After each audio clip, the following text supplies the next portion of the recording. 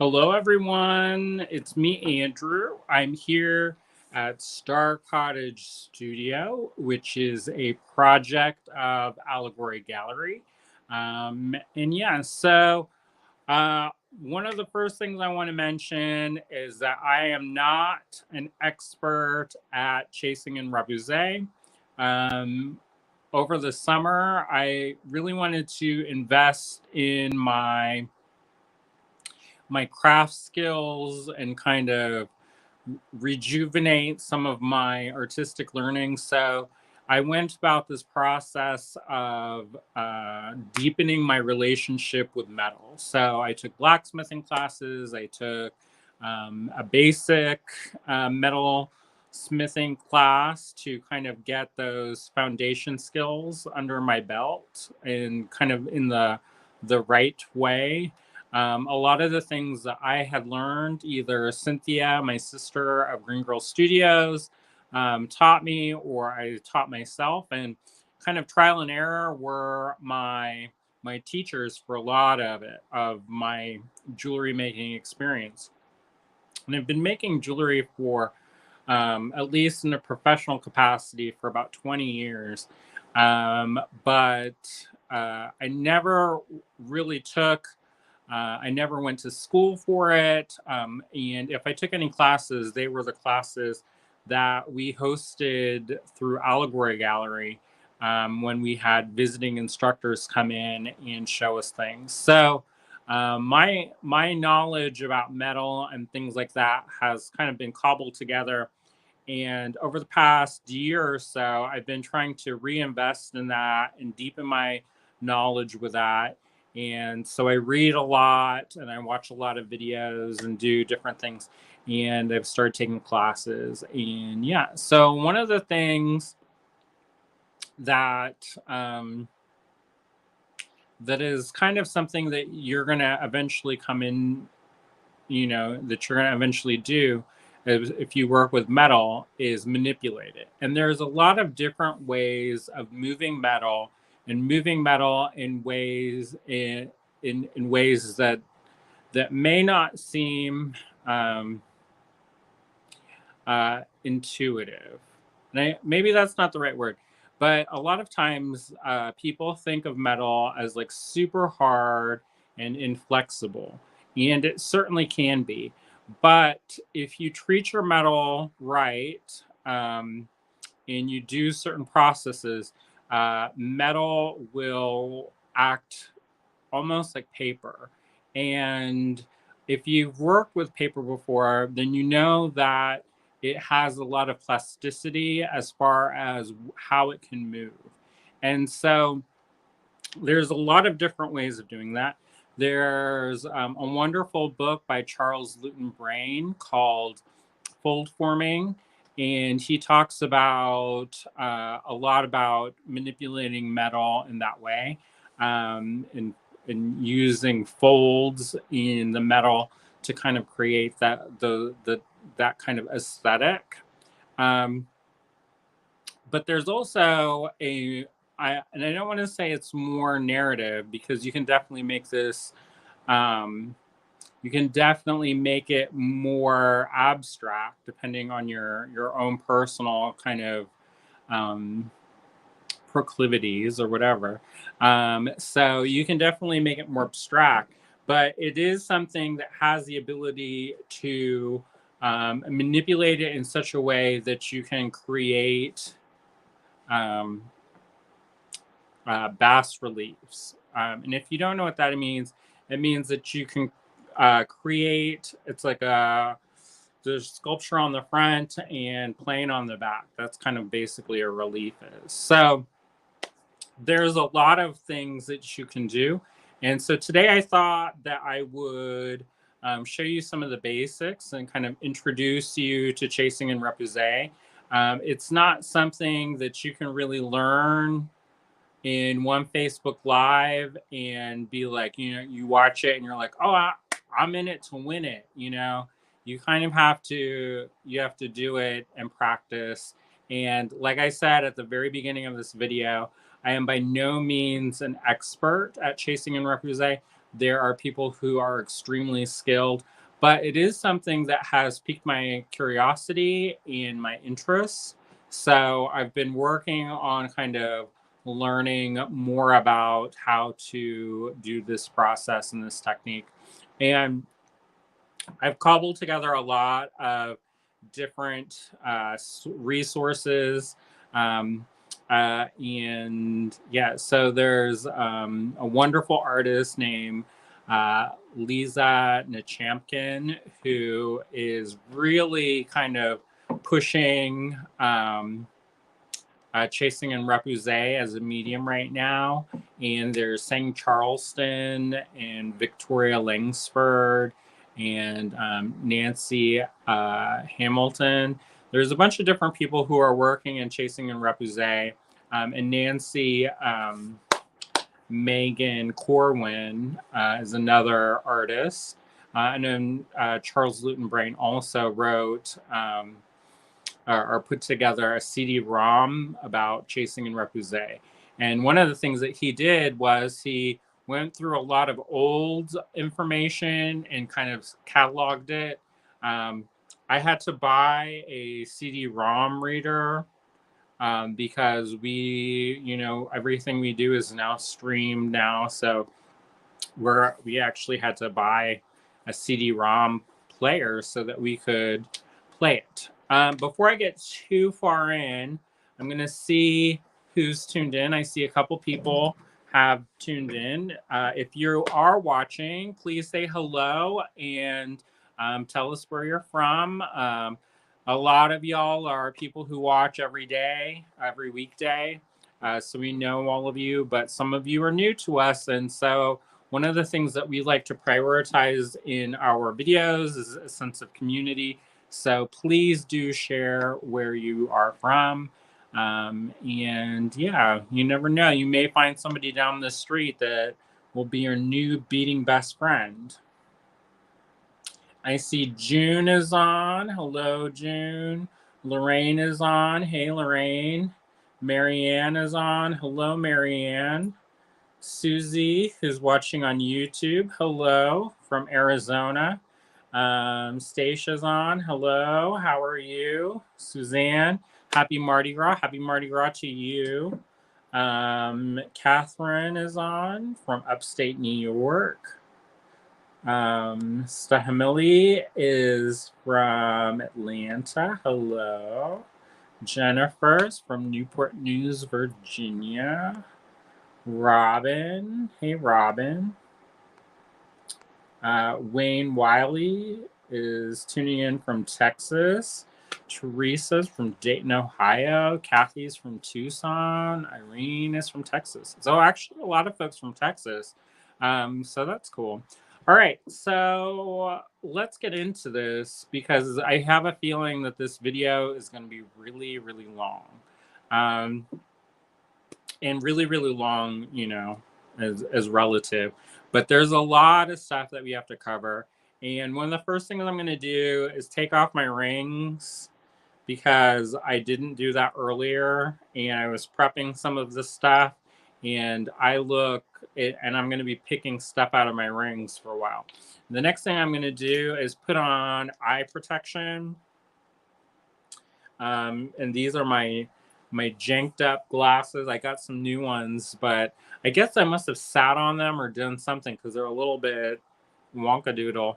And the other thing I'm going to do is I've got my apron, and I like an apron. I know some people are like, I don't use an apron. But not only does it protect your clothes, but it is something that when you are using fire, which we will be doing today, is a step of protection. And that's super important to think about safety. In each person, you're your own person and you're a grown adult, I'm assuming. If you're not, then turn to your grown adult that's your caregiver, I'm assuming, and ask them what they think about the certain safety measures. But I'm not going to tell you something and you're like, oh, I have to do this because he said to do this and whatever. You know, you're a grown adult, so I'm going to let you make a lot of decisions, but I am going to recommend what I do and what will help keep you making for a long time.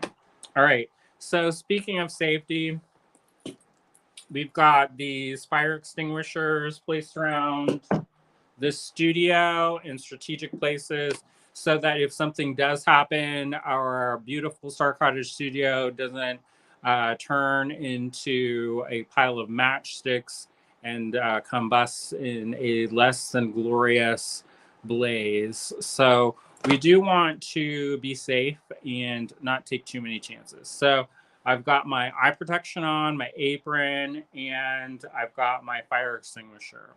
Um, Now, we are going to be using a lot of different tools. And one of the things that I'm not really set up for at this moment, but I have been working on is kind of an ergonomic workstation. And we did get one, which is really cool. There was a guy on Facebook Marketplace whose father in law used to carve wood. So he built this really cool bench. And I got for $10, which is amazing. And at first, I was like, "Is this for a child?" Because it doesn't, you know, it doesn't look like it can accommodate um, my my less than tiny area behind.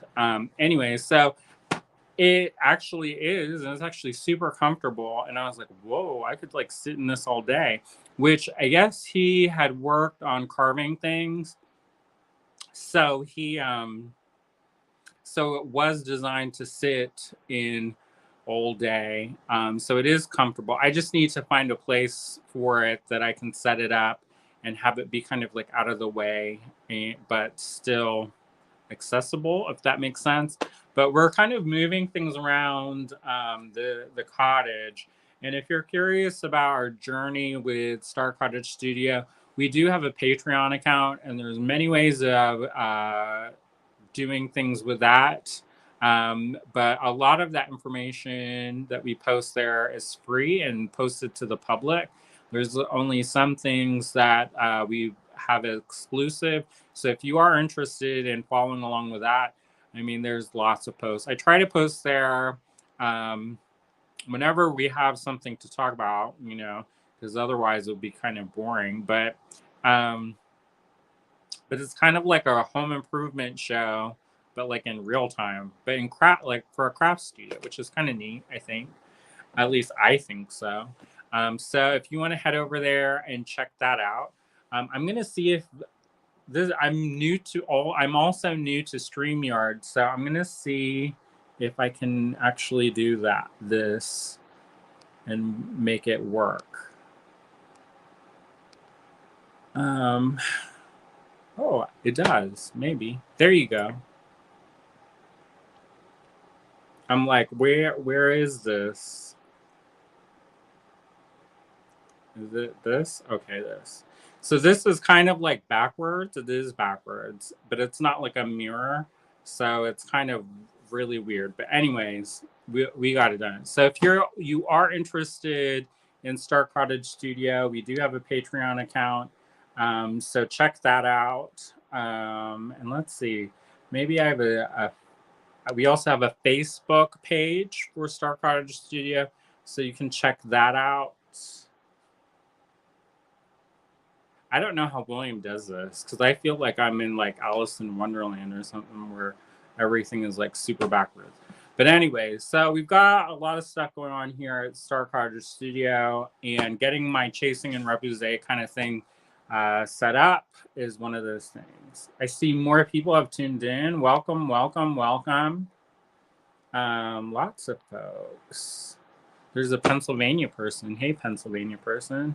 All right, so the first thing we're going to do with the chasing and repousse is we have to anneal our metal. So I am going to flip this around. If I remember how to flip this around, y'all are going to be like, whoa, this demo is going to be like extra special. Yeah, so I'm going to flip this around. I'm trying not to get too much of a up the nostril hole. Um,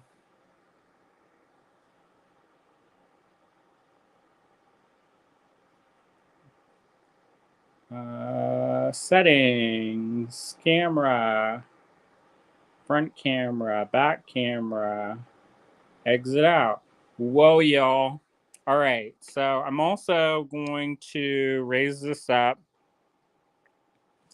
and you're gonna have to hang out with me and follow me around with this tripod. So we're gonna do our best. And yeah, so I took my rings off. If you didn't see, if you've got any it back, that's not a concern that I have, so I don't have to really worry about that. If you are feeling your inner Stevie Nicks and you got them bell sleeves out, maybe get a rubber band or a scrunchie or something, or roll your sleeves up and make sure that those are all nice and tucked in so that you don't catch yourself on fire. For today's demo, we're going to be using copper. It is, I believe, 20 gauge copper. For this process, you will want to use 18 to 20 gauge copper. Now, you may think that using a thinner gauge of metal, such as 24 gauge metal, would be like so fun and so great. But the problem is, even though it may be easier to manipulate at first, is that sometimes, because it's so thin, you can punch through the metal, and then you have to do a lot of patching and play repair person and fix stuff. So it is super important to have 18 to 20 gauge sheet metal. Now, not all metals are created equally. Some are going to be a little bit more plastic and movable, and some are going to be less. So you have to kind of pick the one that's going to work best for you. I know that there's a lot of people who work with Argentium for their chasing projects. And that's something that I want to do, but I need to make some money first so that I can invest in, a new material that I haven't worked with. And basically, what Argentium is a sterling silver alternative that doesn't tarnish. It supposedly fuses much easier, and you can do granulation on it much easier. What they do is they mix the silver with an element called germanium, and they use that as opposed to the sterling, which is usually with sterling silver, it's a mixture with copper. So we're going to be using copper today. There's a lot of different people that work with gold, which is super soft for a metal. However, I don't have that kind of budget, so we're not going to be using gold. I would recommend avoiding starting on brass. And the reason why that I'm not going to recommend working with brass right off the bat is that brass can work harden very quickly, and it can kind of be a little bit harder to work with until you're comfortable. So just get the copper out. This is 20 gauge copper sheet. I'm going to do two sheets of copper that I cut down with a bench shear earlier. And the first thing I'm going to do is I'm going to grab my Sharpie. Actually, it's an Adenti pen, which I prefer. And I'm just going to make some squiggles. And actually, maybe I'll run and cut these down, because I don't think we'll have a smaller demo. Because originally I was going to do something bigger, but I think in the effort of time, we're going to have a smaller. I'm going to cut this down really fast. So bear with me. The bench chair's in the other room, and I would take you over there, but trying to navigate, everything's kind of piled up, and I don't want to trip and fall and like bust my teeth on the concrete. So hold on one moment.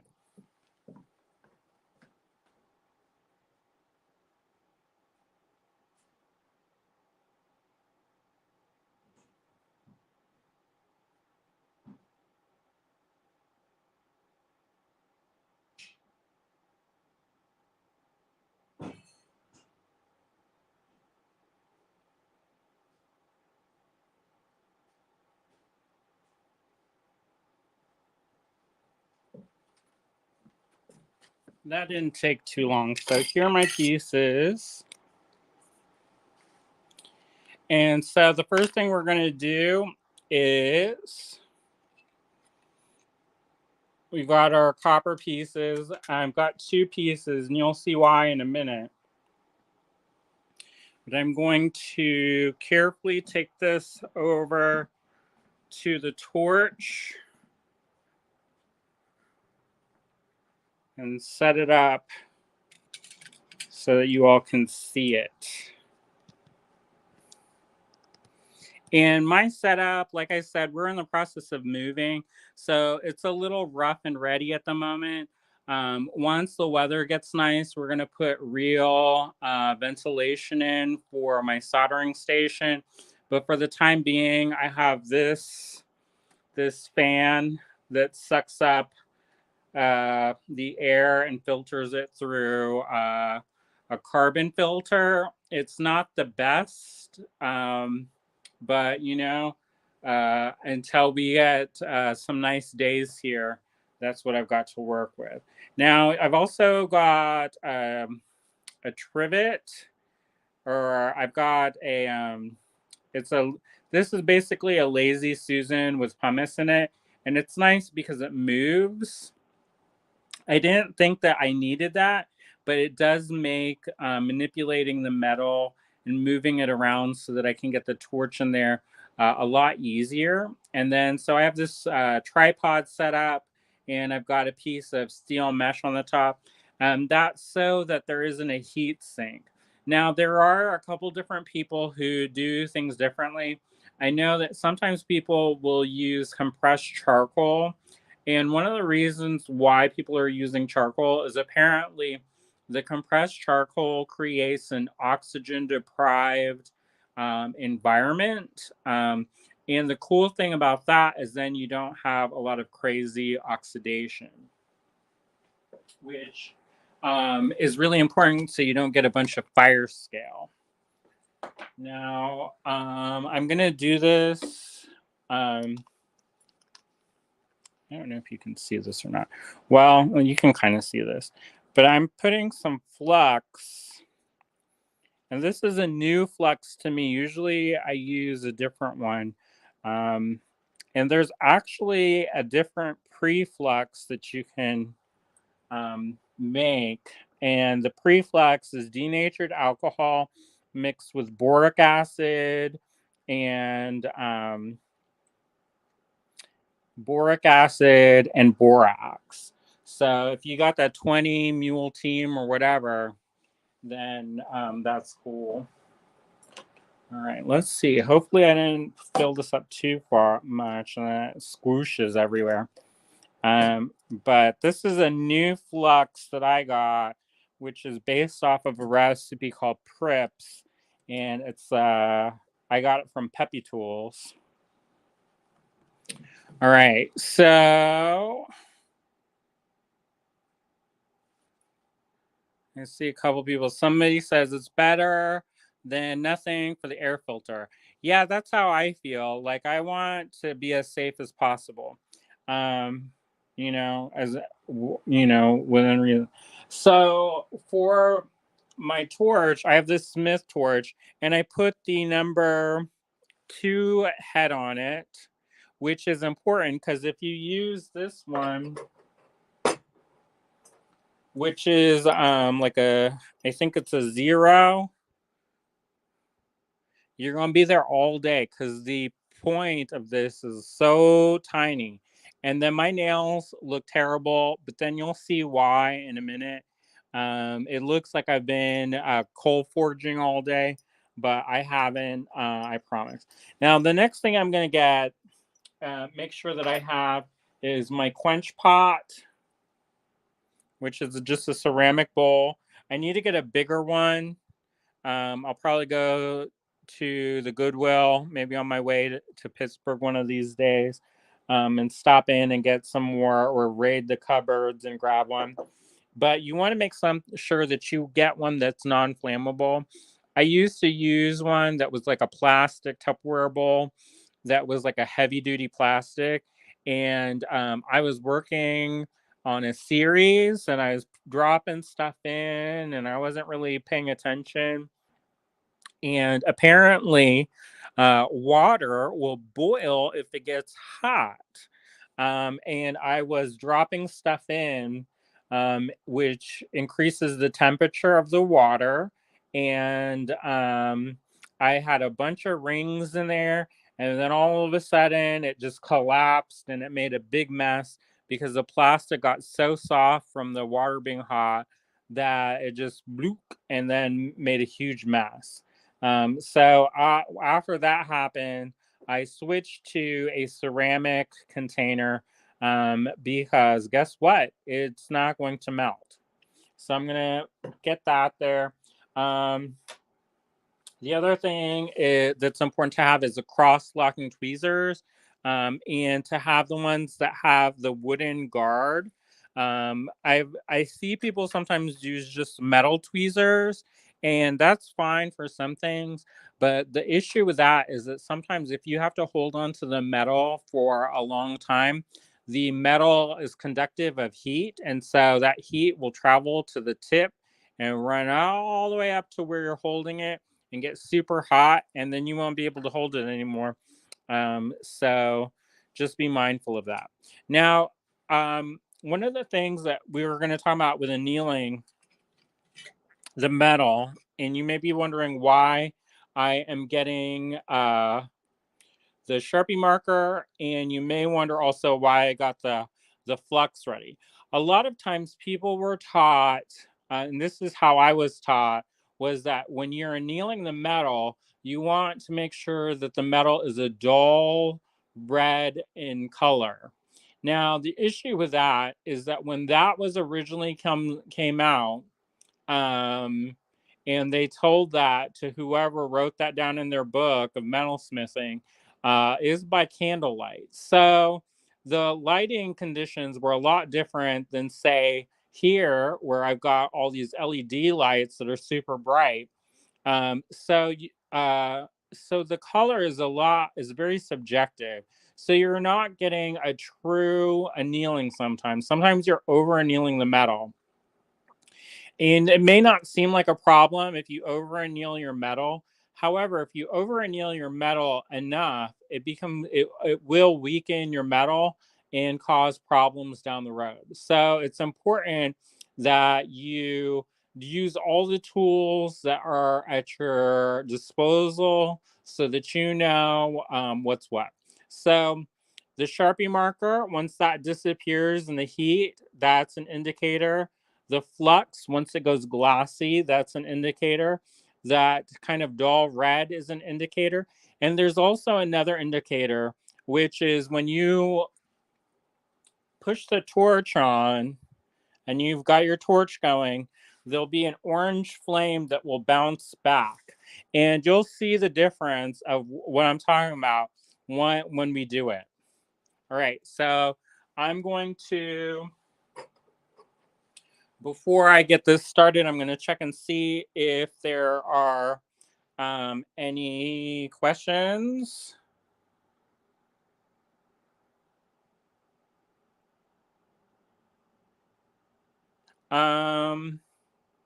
Yeah, I would not. I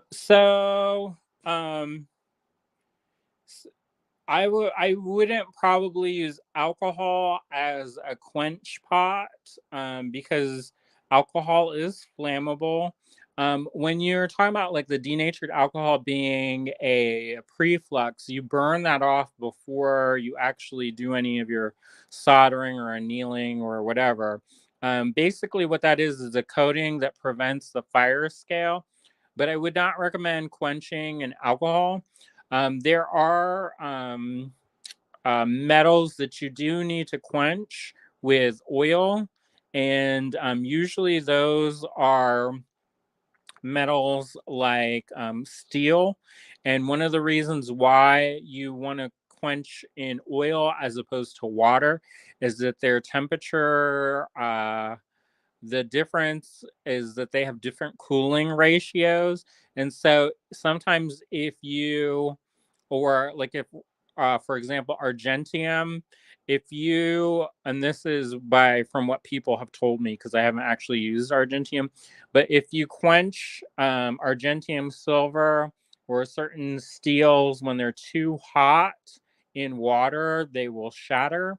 So sometimes it is important to quench things in oil and sometimes even preheated oil so that there isn't that thermal shock that can cause your pieces to shatter or crack or whatever. So for this project, we're just using water.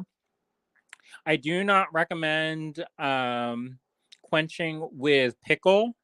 And one of the reasons why is that when you heat the metal, it changes the metal surface.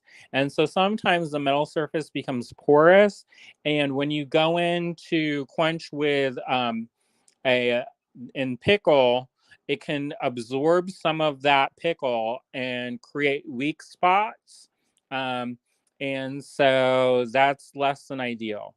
We will be using pickle to clean our pieces. However, the first thing we're going to do is use regular water to quench our metal once it's hot.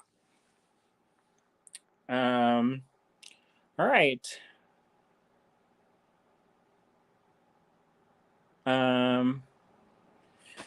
Pickle is an acid, a low acid. There's a pool cleaner that's a pickle, but the acid is called Sparax, and it is used to clean the surface of the metal. When we do stuff with the flux, that should help reduce some of the fire scale that we have. The issue with a fire scale is, and it's a black coating that's an oxide that reacts from the heat and the air. That is less than ideal for several different reasons.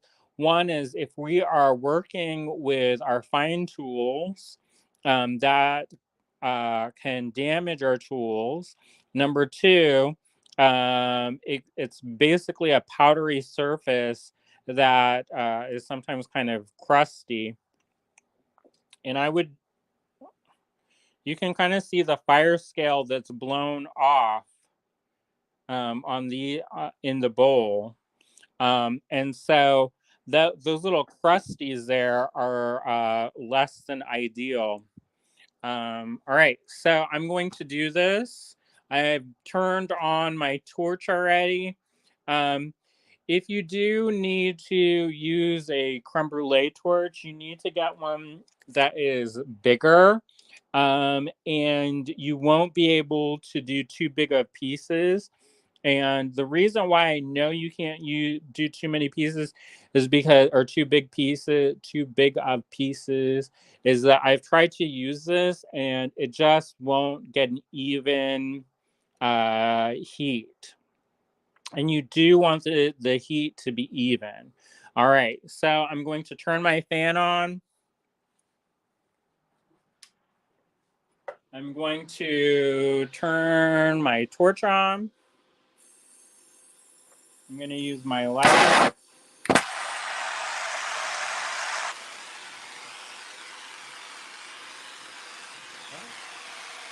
I'm going to spray some flux on. Actually, let me turn that off real quick.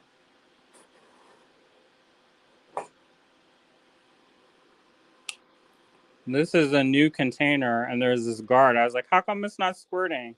I'm going to pre-squirt some of that flux on there.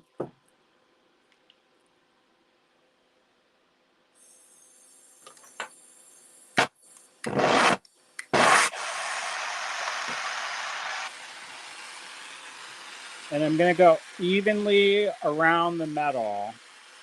You can see that the metal is turning kind of a chalky white, and it's not there yet. The metal is still too cool.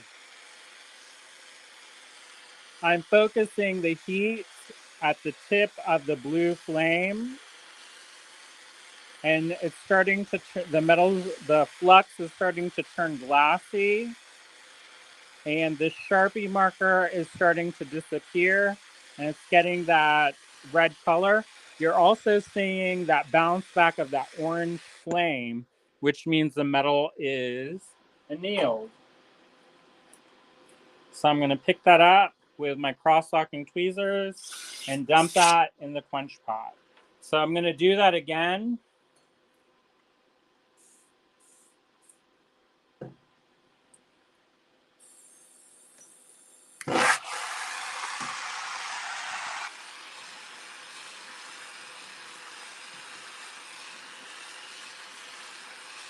And there's a reflection from the overhead light. So I see on the screen you're not able to see some of the things as well. But, you know, it is what it is.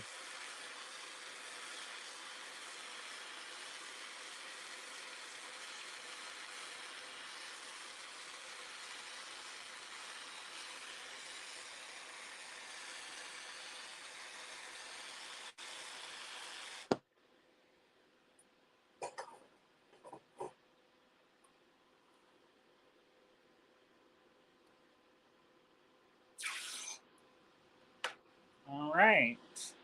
So I'm going to let the fan run just a little bit longer so that it soaks up any of those extra things in the air. I'm going to make sure also to make sure that my torch is completely turned off and that there isn't a gentle leak, which will lull me into this sleep time that the one does not wake from. And then the other thing is it's super tempting to just reach your hand in there and grab your metal pieces because you think, oh well, it's quenched, so it should be, it shouldn't be hot. But one of the things, like I said, is that water can get super hot if you put enough metal pieces. So get your pieces out and use your tweezers and check that out. And they're not hot. This is how it looks, which is pretty good. This is how it looks without the flux. This is how it looks with the flux. So it is a little bit of a trick to cut your time down for cleaning. So that is something to consider. Now, you may be wondering what this little thing is. It's my electric starter. However, I didn't bring batteries. So generally, when you light a torch, you use one of these, which is a flint and steel starter. But my little piece of flint on the inside here is worn out, and so my striker is kind of less than useless.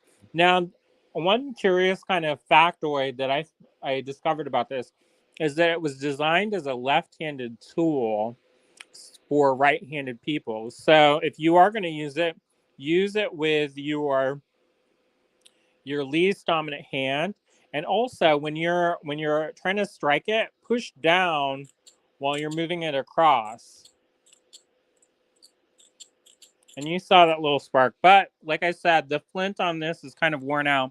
So that's why I use the lighter, the candlestick lighter to light my torch.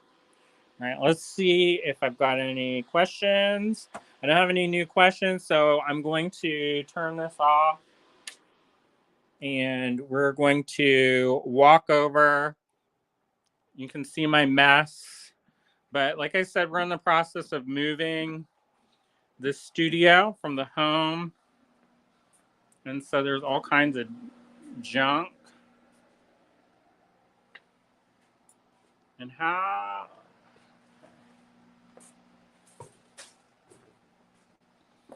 so here's my pickle pot, and you may be wondering why I have it so far away.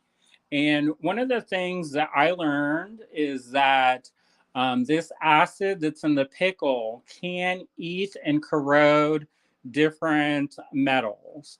Now, so that's one of the reasons why I keep it a little bit further away, just so that any of that off gassing doesn't create any oxidation later on that I end up having to clean. So you'll notice it's a crock pot that we've got going. This one is from Eurotool and is designed specifically for as a pickle pot. But in reality, you can use just one that you get at the thrift store. Now, one thing I will mention is that the acid that is in the pickle will eventually break down the enamel surface of your pickle pot, or it will corrode the glaze that makes up the ceramic. So sometimes if you've been using a pickle pot and you leave it on, it will develop little micro cracks, and those micro cracks will leak. So that's one of the reasons why I have a tray set up underneath my pickle pot in case there's any kind of leakage. Now, the other thing that is important to keep in mind is that when you use tongs to get things, you're going to be using copper tongs. Here, let me turn on a light so you can actually see what I'm talking about.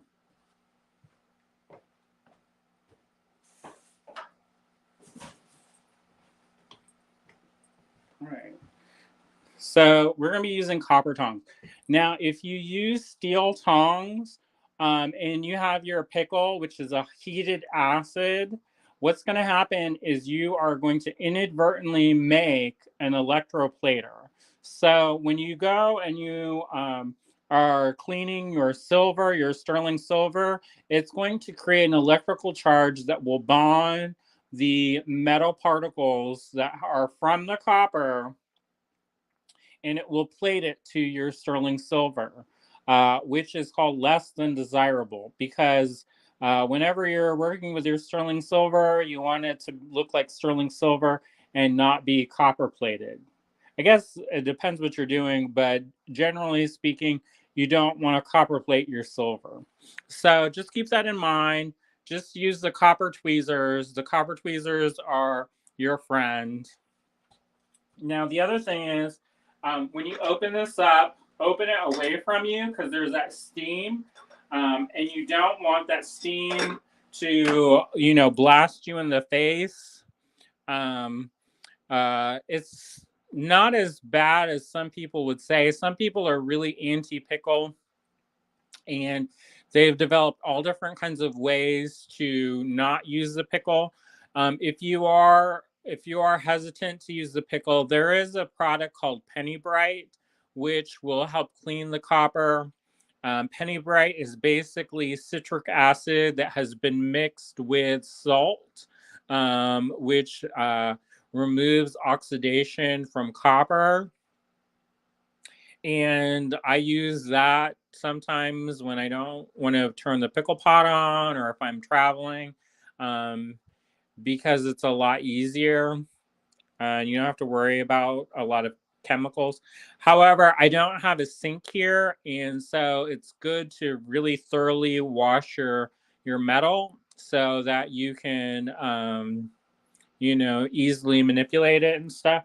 So depending on the strength of your pickle, if you have a super strong pickle, you will clean your metal super fast. Now, if it's weak, you may have to add a little bit extra of the sparks to it. If you but some, it just depends. Sometimes you just have to make a new batch. Now, when you're disposing of any kind of chemical like this, it's the best thing to do is neutralize it with baking soda and then dilute it with water. It's really good to make sure that if you're going to be using any kind of chemicals, that you neutralize them and dilute them with water so that it does not go into our drinking water and, causes issues later on. Also, you don't want necessarily to corrode your pipes because that's also less than desirable as well. Especially if you live in an older house that has copper pipes. That's less. That's extra less than desirable.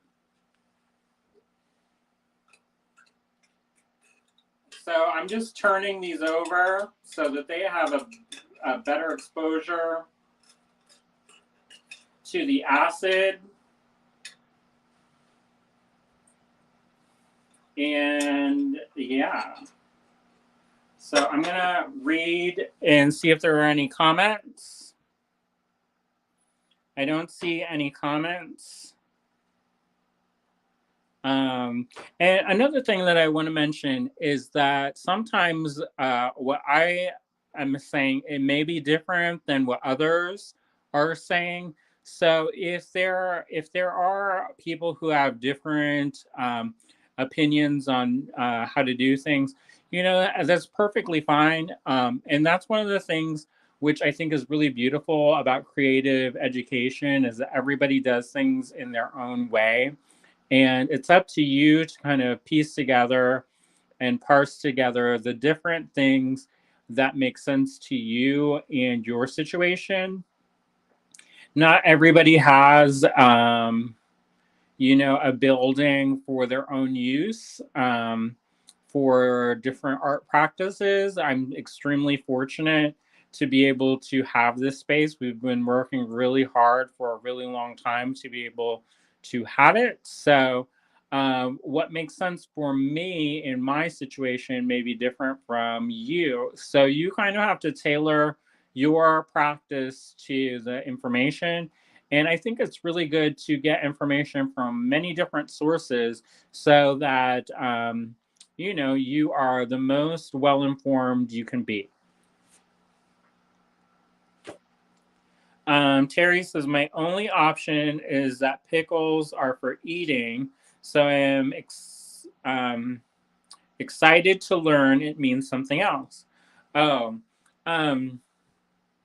so yeah, we love pickles. The pickle solution is, in theory, kind of the same thing, but different. It's basically using usually with cucumber pickles, they're used. There's an acid and a solution, salts that are used to preserve the organic material from rotting or breaking down. It's in a different way. You can use acid to clean metals. Acid and salt can you remove oxidation. So in theory, it's not too dissimilar. It's just a different function of the same ish, because they're not the same. I would not recommend putting your mouth in this. I don't think it will taste good. But it is kind of the similar ideas, but used in a different way. So I think that's fun.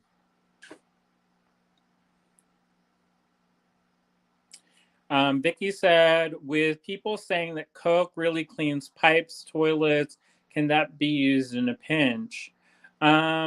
Maybe. My experience is that Coca-Cola has a lot of sugar in it. That also, that is something that you leave kind of like overnight. So maybe, but the thing is that this is designed to clean your metal quickly. You don't necessarily need to pickle your metal. It's just a faster way of cleaning it. You can definitely use a penny Brite, but you can also use abrasives and scrub. You can scrub your metal. It's just cleaning the fire scale off of your metal so that it is clean and free from the oxides that make the metal dirty and harder to use for some of the applications. Vicky says, I have used baking soda and a metal pan with hot water to clean silver. Can you do that? Maybe. However, the thing is that baking soda is it's used to neutralize chemicals. It's a base. So, generally speaking, you need an acid to remove, but you can definitely make a paste of baking soda and water and use a scrub. So if you want to do that, you can. It just takes longer and you're not going to get the same kind of cleaning action than if you use something else. So it should be at this point ready to take out.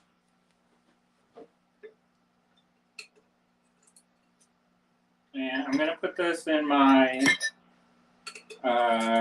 my cleaning solution, which is just water. And that just removes excess acid from the copper pieces.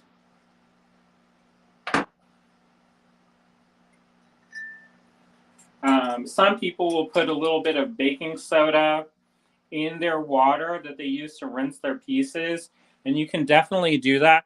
However, I feel like if you do that, there's a greater chance, especially if you put things in and out and in and out, that water, that neutralizing water, is going to get transferred to your pickle pot, and your pickle pot will eventually be neutralized. You'll neutralize the acids in it, so it's not going to work after a while.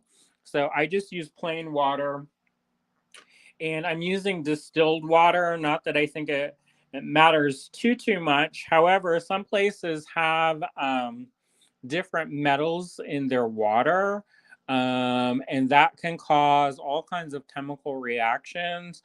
So I just use the distilled water because we don't have running water at the cottage, so I have to buy bottled water, and it costs the same as the bottled water. So yeah. All right, so I've got my clean pieces, and I'm going to take them over to my other workstation. And hopefully y'all don't see too much of our mess.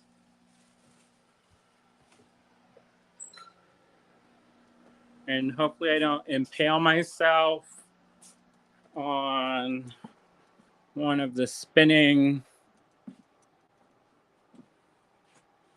things. All right, so what I'm going to do now, and I should have gotten a drink because I've been trying to be louder than a lot of different things. So I've been kind of talking loudly, at least talking loudly for me. So I'm getting a little bit hoarse, but we're just gonna have to work with it. So I'm going to get some paper towels and clean these off real quick. Hold on one moment while I get them.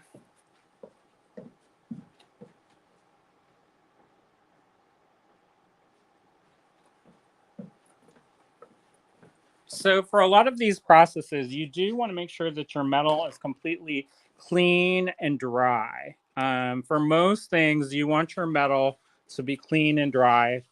And it's super important that your metal is dry for a lot of processes, because if you're using steel to manipulate your metal, it can cause your steel to rust And while that may, like, surface rust is not the end of the world, it's not the end all be all. However, if that oxidation gets too deep in the metal, it can cause pitting, and the pitting will create a texture that you will telegraph to your piece while you're working, which is something that you don't necessarily want to do. Unless you want like a pitted texture, in which case there are a lot of other easier ways to accomplish that. All right, so the next thing we're going to do is I'm going to angle this down a little bit and make a little bit of room so you can see.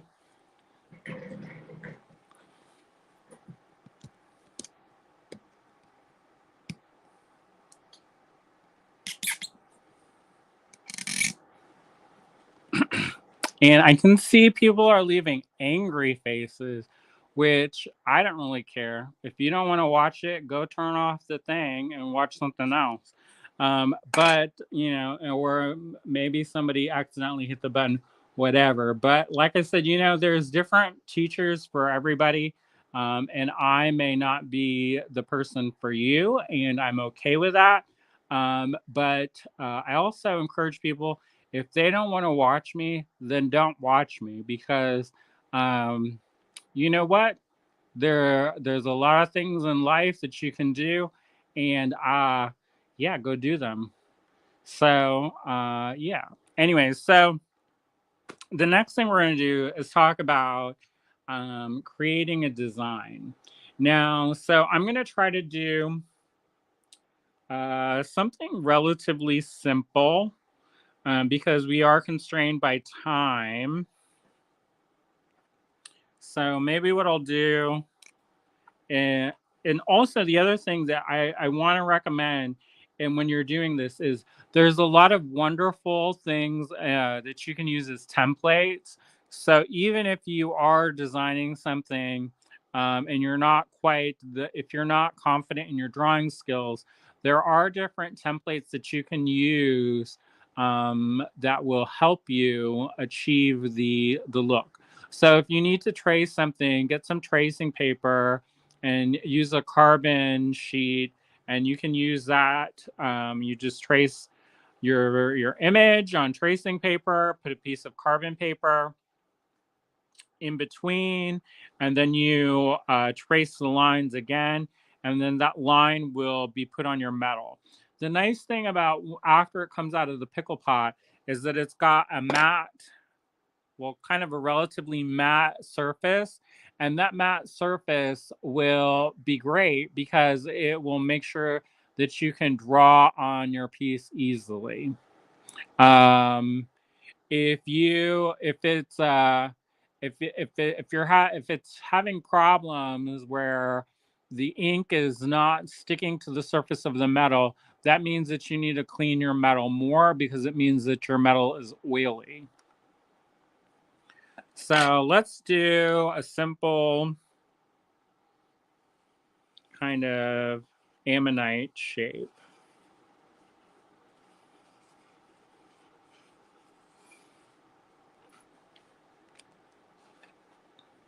So another thing, whenever I'm working regularly with metal, is I tend to, whenever I'm working with metal, is I go closest to the edge as possible, because I don't want material waste.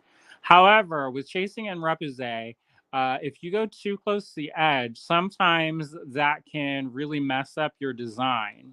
And what I mean by that is that this is all kind of a metal, and it's a flat surface, and as we create that 3D sculptural effect, we want to make sure that there's enough metal surrounding our piece so that it gets enough of that 3D pop.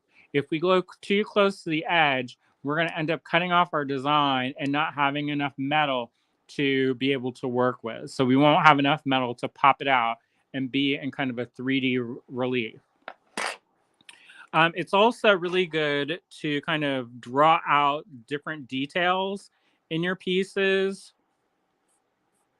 and determine also which side is going to be your front and which side is going to be your back. If you are not confident with your Sharpie lines, the other thing that you can do is take a scribe, which is basically a sharp, pokey piece of metal, and you just trace your design. So that way, if when you anneal this piece later on, because sometimes you have to anneal a piece several different times, this can you're gonna lose your Sharpie line once it's annealed because you have to heat it again. So it is good to lightly scribe your metal so that when the Sharpie line goes away, you still have those guides. And I'm gonna go and get my scribe and do that now.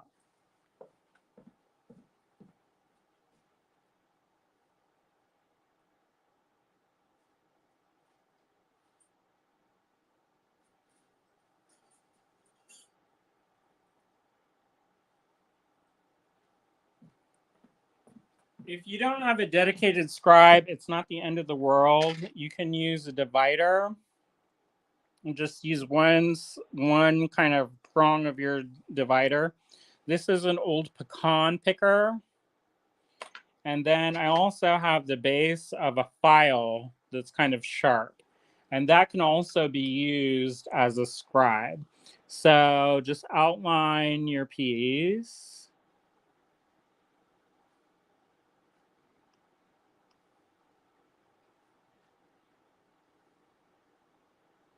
Now I'm not going to do too many things with the smaller details because I'm going to actually work on those.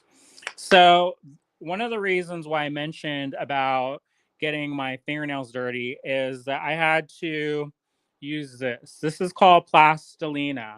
Plastelina is a non-drying clay. It's basically modeling clay. This is the Van Eyck brand of Plastelina. Basically, I did not get it. You kind of have to condition it, which means you have to work the clay so that the oils are thoroughly distributed. And I didn't do that. So I had to do that before I went on camera. And it went into every single nook and cranny of my cuticles, and that's less than desirable.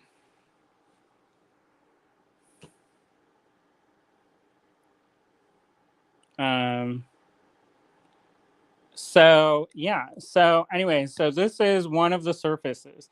Now, one of the other surfaces that people will use is a pitch pot, and that's what this is. A pitch pot is this is a cast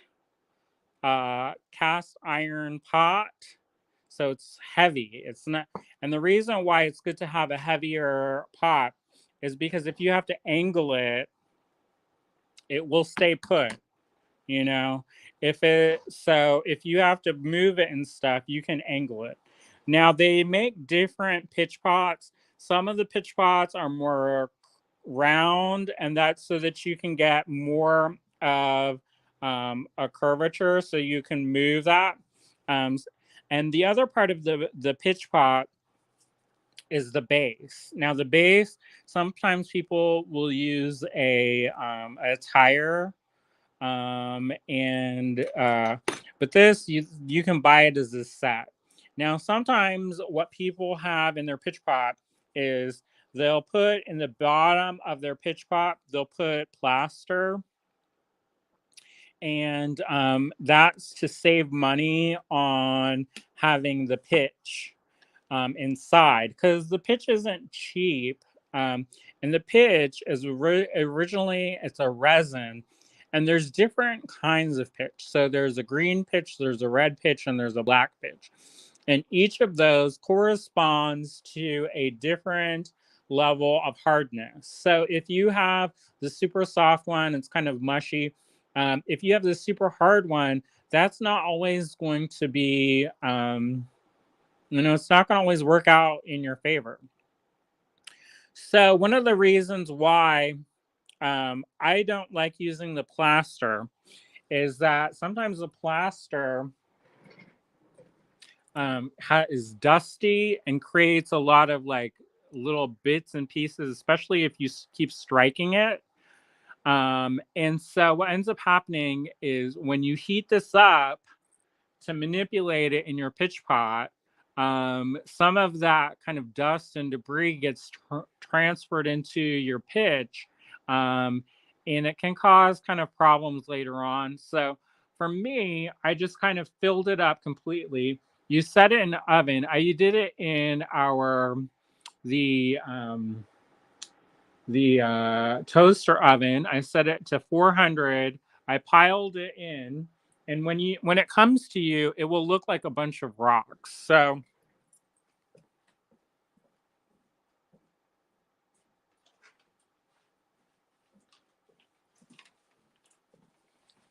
when you get a fresh piece of pitch, it looks like this. And so you will fill it up and then melt it. And you can use your oven, or you can also use a heat gun. Now, sometimes when you see people working, they have great big mounds of pitch. And that's super useful if you're doing different sculptural things and you need that. For this, I'm not going to go too high relief. And if I do go high relief, I'm going to be using the plasticine. So I don't necessarily need it to be super, super high relief. Now, one thing I do need is I do need to keep some chunks on the side. And that may sound weird, but the reason why is because if you do stuff with high relief, you need to get it into those cavities. So it is really useful to be able to have the little pieces, and you can kind of place them in the back and then melt them into the back of your piece and then put it on your pitch pot. And then you don't have to worry about like mounding it up and doing all kinds of things. Now, I will recommend if you are going to be heating this up and you are needing to manipulate it, to have like a spoon or a paint scraper or whatever that you are not emotionally attached to, because it will get covered in pitch and it will uh, be covered in pitch, and you can burn it off and you can clean it, but it's just easier to have a dedicated tool that you use to manipulate it. Now, before I go too far into the demo, I do want to talk about tools really fast. So we've talked about the pitch pot, and we've talked about the plasticine. The plasticine is a soft material that you can use that is softer than the pitch. The pitch gets really hard, and that is good. But if you need to push the metal a lot, then it is important to have a surface that has give to it, and the plasticine has give. Now, one thing that's important is to have a steel bench block underneath your plasticine. For one, it makes cleanup a lot easier. Number two, if you need to add texture to the surface of your metal, which is chasing, if you're doing any kind of surface manipulation, it's called chasing. Repousse is pushing it from the back. So if you need to do any of your surface, it's good to have that steel bench block that you can do. My steel bench block is wrapped in plastic so that I'm not constantly cleaning it from the plasticine. Now, some other things that people will work with, they're sandbags, which I have a sandbag.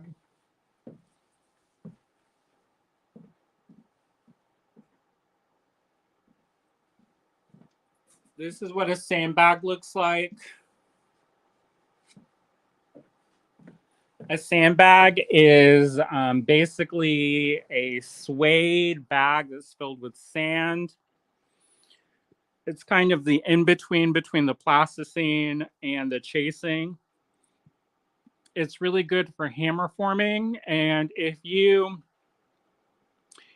want, some of the tools when you're going to get your tools for manipulating metal, one of the first things that people do is they only think about the industry that they're involved in.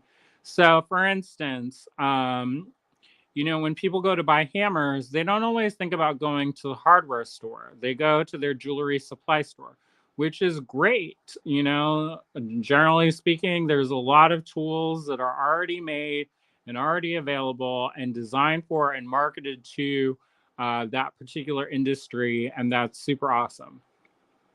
However, moving metal is not proprietarily a jewelry thing. There's many people who move metal on a daily basis, and they're not jewelers.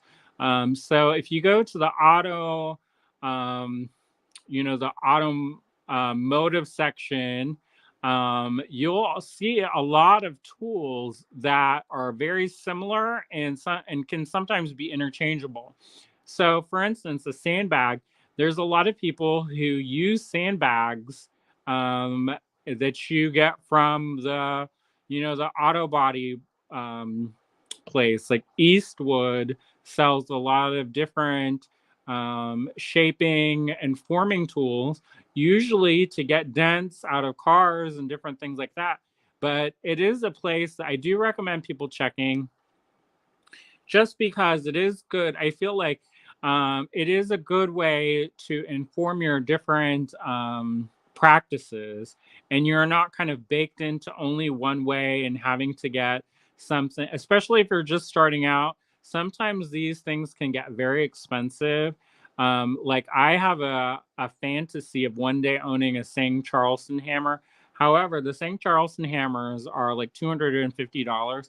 And they're all handmade and they're really well engineered, and they're Damascus steel, and they're beautiful.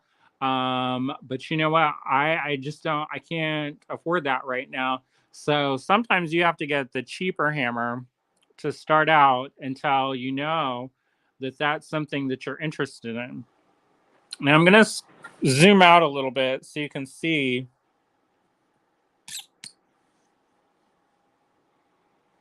So you can see. So this is a cheapy chasing hammer. Actually, this is a better example of a cheapy chasing hammer. That's called, the one that I showed you is more of a ball peen hammer. And what makes a chasing hammer is you'll have a thin handle and a bulbous swell. This is so that it's ergonomic and will fit in your hand. The other thing that makes a chasing hammer is a wide face and a small back. Now, this is the face, and this, when it's rounded on the back, is called a ball peen. There are different things that make a good chasing hammer. This is a very cheap and inexpensive chasing hammer, and it's already loose, which is less than ideal. However, that can be remedied if it needs so. But repairing your tools is a whole other video. So when you're picking out a chasing hammer and you're picking one that you know you're going to use frequently, look at the hole in the head. Generally speaking, the hole should be oval. And why is that important? Well, what happens if you have a round hole is sometimes as you're using it, it will become loose.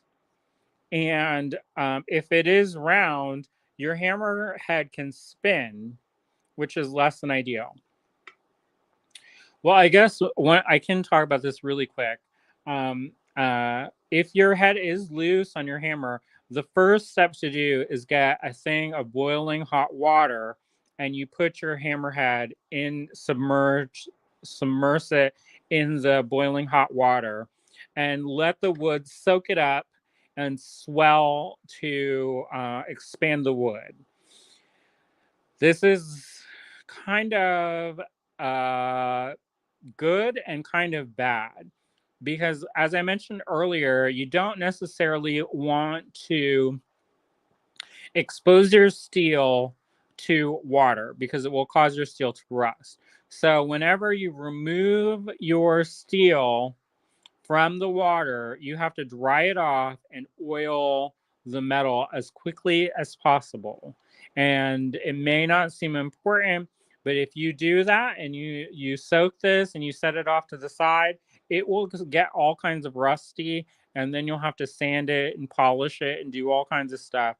And in theory, it will take like 2 seconds to just dry it off and oil it really fast. Now, as far as oil is concerned, there's a lot of different oils. And the most commonly used oils is mineral oil, and also sewing machine oil, and anything that's not going to get super sticky. There are a lot of different oils. Somebody was saying using olive oil. My experience with olive oil is that it gets super sticky, especially if it's globby, and then it's less than desirable. You don't want to touch your tools if it's going to be yucky if you feel gross every time. Now, when we talk about the anatomy of our hammer, and I'm going to get my little Sharpie. The most expensive and best hammers are the ones that have an hourglass shape inside of the hole. So when they do that, they bore the hole halfway, and then they bore it another halfway here, so that there's kind of that hourglass shape. Maybe not quite as dramatic. The reason why is that when this happens, and then they put this little piece of metal in, it flares that piece of wood out.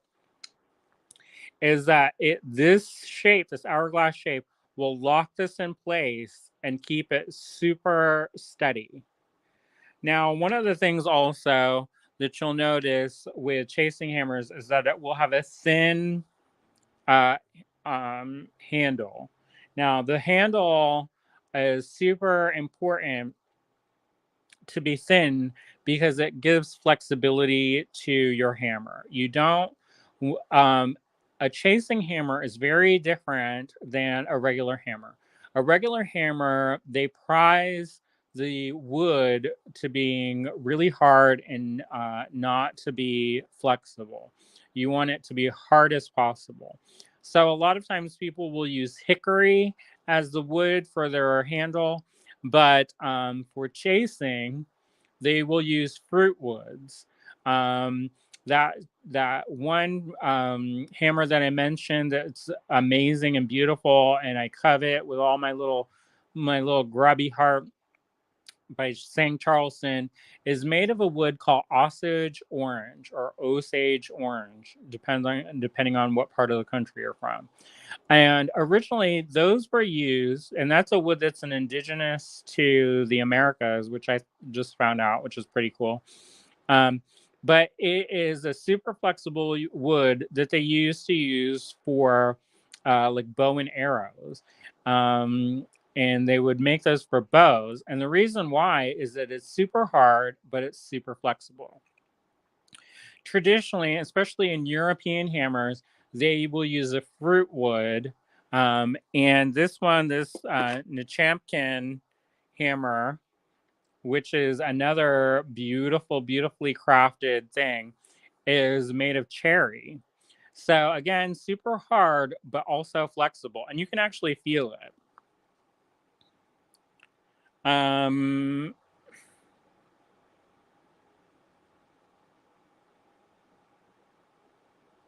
So I see a couple questions. They says, what about Brenda's? Now that's a hammer set. I mean, you can use whatever you want. However, the things that they're like, each hammer is designed specifically to do certain things. So sometimes, like I'm just talking about what traditional chasing hammer is like. Brenda's hammers are very good, and they will work for certain things. However, they have different design aesthetics that play into their functionality that change. However, they are very springy hammers, so you could try to use them. But I'm gonna start talking about the head of the hammer. Now, the head of the hammer is this, and it's designed to be ergonomic so that it will swing the best, and it has that kind of swing back to it. You also notice on the face is really wide. The reason why that this is much wider than a regular hammer is because you're not looking, in theory, where this is striking your tool. You're looking at where the tip of the tool comes in contact with the metal. So instead of being focused on up here, your focus is down here. So when you're working, you're kind of just go into a rhythm, and you're not really concerned. So the reason why this is so wide is, and then you don't have to be super precise. Your precision will come in on the tip of your tool. All right, now this swell is called a pistol grip.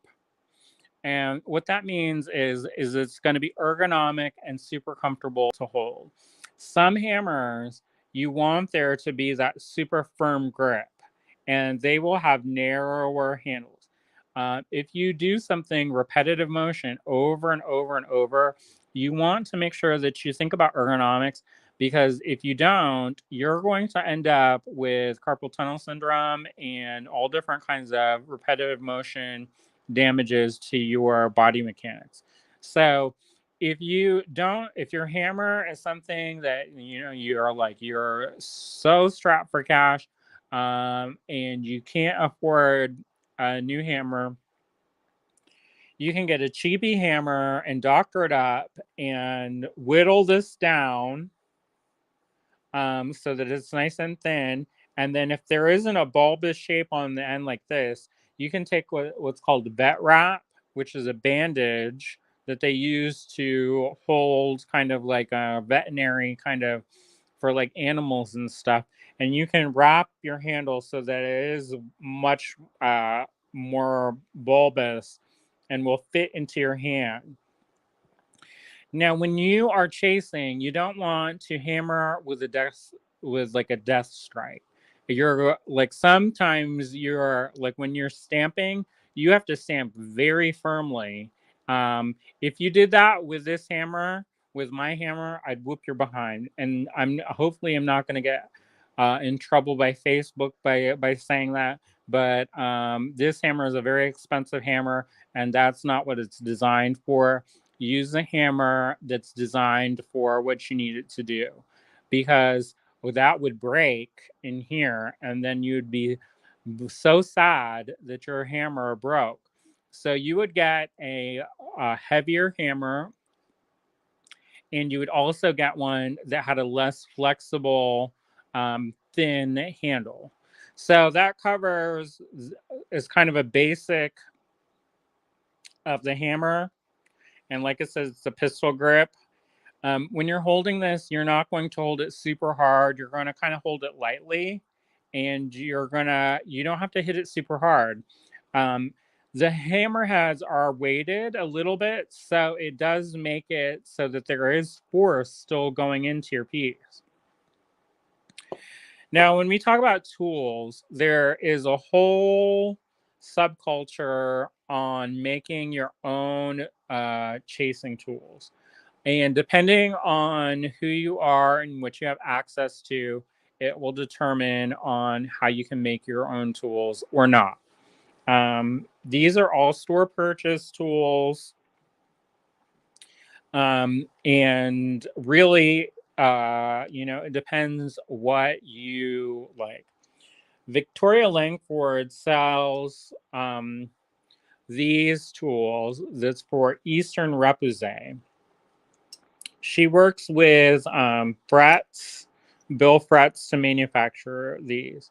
For the processes that she uses, she likes a shorter handle. So that's why these are super short. They are not designed to have a big long tail. They're much shorter than other hammer or other chasing bits. Now, depending on what you need, your chasing bit will be different. And I'm not going to go into tool making because we'll be here forever. And then you'll be like, what the heck is he doing?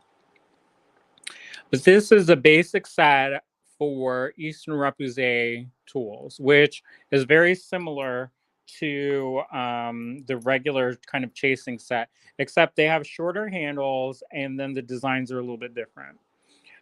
These ones that are kind of thin and long are called liners. And this is a really big set of liners. These are also frets. And if you look at the videos or the CD-ROM by Charles Lutenbrain, he has what's called a loaf. And those are kind of a pusher that's shaped kind of like a bread loaf. Sometimes when you get these tools, you do, not these ones because these are kind of precision made, but sometimes when you get like a cheapy set, you do have to polish them so that there isn't any sharp metal. If there are sharp edges, it will punch through your metal and then you will be very sad. So just avoid that. Now this is the Nechampkin or the Nechampkin set, the basic set. And you'll see there's a tool for every kind of shape that you need.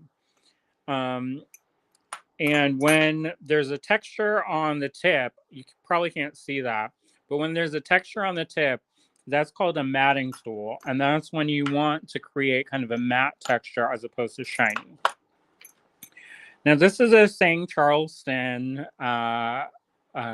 chasing tool, and you'll notice it is significantly longer and skinnier. And kind of the logic behind that is that you can spread it out like this, your fingers, and you have control. It's a different source of control. So, you know, it just depends on your hand size, what's most comfortable for you, and the project that you're working on. One day I'd like to get a set of these. A lot of times they're very small, so they're really good for detail, but they come in all different sizes and shapes. So to do these, basically you have a couple different options. You can forge your tips, which is you heat your steel and use a hammer to manipulate it so that you get the hammer shape that you want, or you can also grind your piece down. Victoria Langford, she shows you how to make these tools if you don't want to buy them out of the L wrench, the hexagonal L wrenches, which is pretty cool. If you check out her Eastern Repousse thing, you can also use tool steel and cut it down to size. I took a workshop with Matthew. I'm probably not going to be able to say his last name right, but Matthew Chimene. And he showed all about how to make your own stamping tools out of steel. There's a process that you do have to do, which is called tempering and hardening your steel. And that in itself is several hours worth of information. So I'm not going to talk about that. I will say that a lot of your best chasing tools that you'll be able to get are ones that are heat treated so that the ends are soft and the tips are hardened. So they're hardened steel, and this is soft on the end, so it absorbs the blow. And one thing also I want to mention is not that you'll necessarily need that for this because we're going to be working on copper, which is super soft. But if your tool starts rolling over on the end, file that down, because eventually sometimes when you're working and if it's starting to roll over, that could mean a couple different things. One, that you're hitting it too hard. Number two, if it rolls over and creates a weak spot and you hit it, it can come loose and fly in your eye. So you don't want that to happen. So if you see any kind of rolling over action, just grind that down or use a file and shave it down so that you don't have that little kind of rollover action that could potentially be dangerous later on. I did want to mention that because it is one of those things that people, they think it looks cool on your tool if it has that mushroom kind of head and it flares out. However, it can cause problems, and I don't want you to go in and have issues later on. So another thing that I'm going to talk about is when you're storing your tools, you want to make sure that they are stored so that the points are facing up. For one, you'll be able to see which ones that you're holding, because, you know, if you have to pick out all the different ones, then it's going to be hard when you have to select a certain one. So usually they're stored so that they're stored upright so that you can see the tip really fast and easy, and you can just grab the one you need. The other thing is you don't want to store them face down, because especially if it's a hard container, because it can mess up your tips. And if your tips are messed up, then it will go onto your piece and it will damage the surface of your metal. So store them face up. And also, if possible, don't jostle them around so that they bang into each other.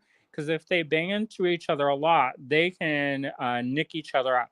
If they do leave marks on each other and get nicked up, it's not the end of the world. You can always polish it down. However, it's another process and it's just more work to do. And if you're going to do that, you need to work from the highest grit sandpaper, which is actually the lowest. So if you work from the lowest grit sandpaper, so like a 200, 220 to 320, and the higher the number goes, the smoother the sandpaper is, and you'll go all the way up to a 2000 grit sandpaper. That will leave it nice and smooth. And then you'll take it to your tool, your buffing tool, and use a compound like Bzam or Jeweler's Rouge or whatever. And you want that mirror finish on your chasing tool. If it is, unless it's a texturing tool, in which case you want that texture. But that's a very specific thing. All right, so we went over hammers, the pitch pot, we went over the tools themselves, and you'll also need a heat gun, and you will also need a handy dandy chapstick, which in theory I have one here.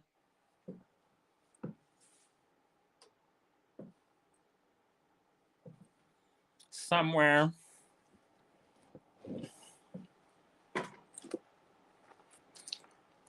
Well,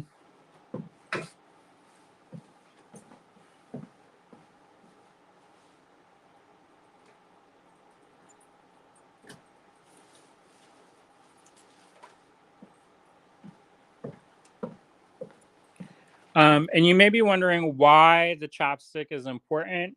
And the reason why this is important is that when you put your metal down onto your pitch, for example, it will stick and you can burn the pitch off. However, it creates a lot of smoke, and it's a dirty smoke. So if you can prevent that. Now, there are certain people who do chasing and repousse, and they do not use the chopstick trick. There are some people that are like, why would you want it to not stick? The whole goal is to make it stick. So the stickier, the better. But there are other people who don't want to clean their work a lot after. So the chopstick really helps. All right. Cynthia says, dang, there's so much prep to make that thing. I agree. But once you have everything kind of ready to go, it's not as bad.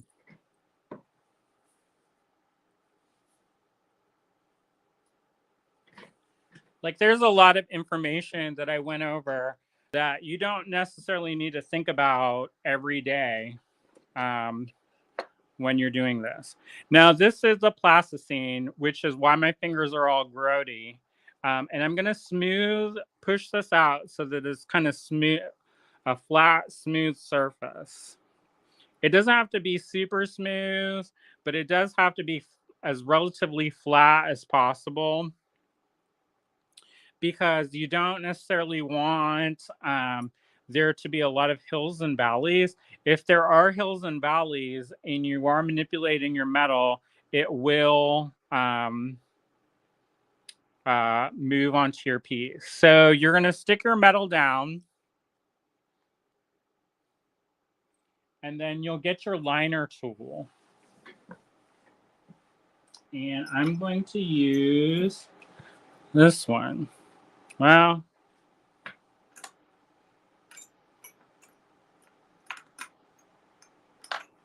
so depending on what you need, you'll switch out your tool. If there's big, broad curves, this will work. Sometimes they sell ones that are kind of curved, or you can curve them yourself. Or if you have this like Eastern Repousse set, I mean, this business is pretty. It's a thin kind of. These are both liners, and this is a wider liner, and this is a smaller one for when you get into tighter spaces. When you hold your piece, you'll hold it like this, where you are bracing it in at least 3 points. And when you're making your motions, I should also mention that the first person who showed me anything about chasing in Repousse in real time was Stacy Rogers, who's the president of Snag. She makes mostly sawn pieces, but for some of her challenge pieces that she made for the Halstead grant, she did some amazing things to pay tribute to her aunt who passed away from breast cancer. And those were all chased and using chasing and Repousse. So when you're doing you're walking your line, you want to move it in a smooth line. If you go like this, if you hold it at an angle, it will create a. You can see like it will create. It will be deeper on one side and be more shallow on the other. So you do want your piece, your tool, to be in a straight up and down motion, and you're going to gently walk it over so you get a straight line. You can practice on the clay, and if you're nervous about messing up the metal, and you can test it out to see what shape, what tool will make what shape, and then use the tool that makes the most sense for that process.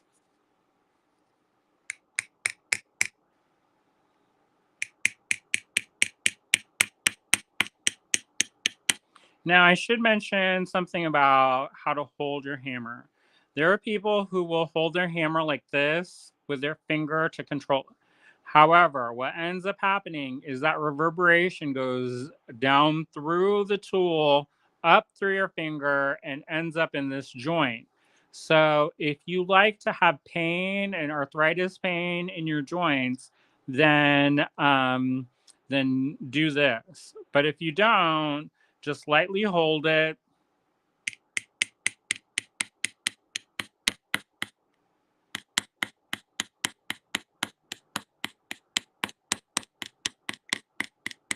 And you can go back over your lines to smooth those out. And the tool should glide over your metal surface.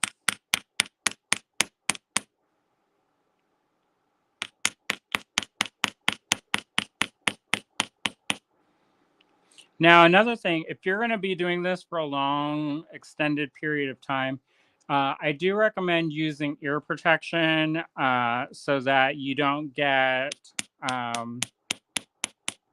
you know, it will damage your ears after a while. So just be mindful of that. You don't want to damage yourself. And you want to use things that you're gonna, you're gonna make your life as a maker last as long as possible. Now I am going to be using a different, cheaper hammer, and I am going to punch this much more firmly.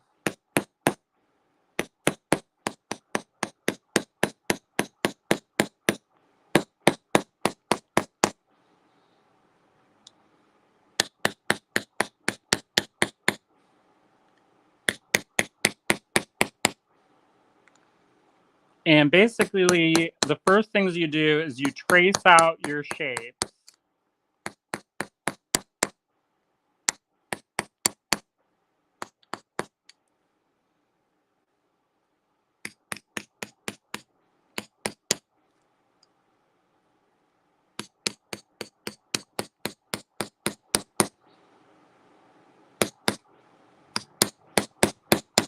And if you need to adjust your angle, you can adjust your angle.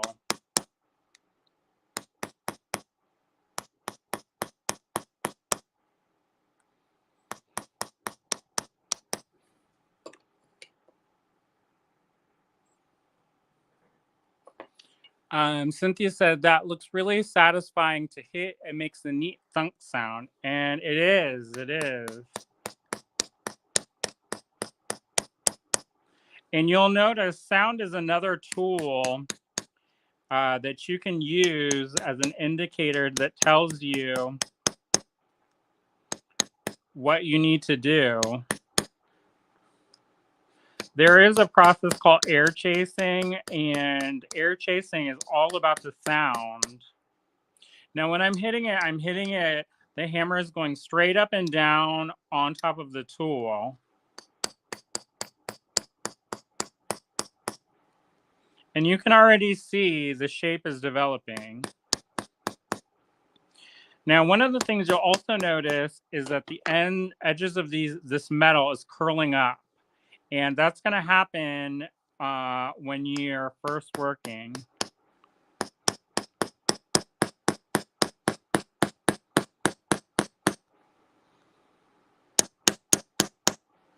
So you're just going to go back over these lines, tracing the lines with the tool, making sure that those lines are nice and smooth and that there isn't a bunch of gaps in your lines.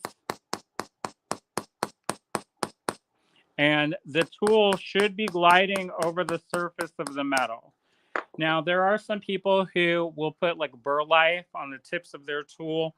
I don't necessarily think that that's necessary, but if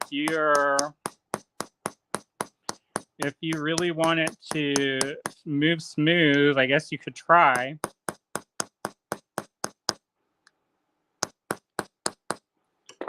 And so you'll keep doing this, going around and around. And as you're doing this, you're work hardening the metal. So keep that in mind.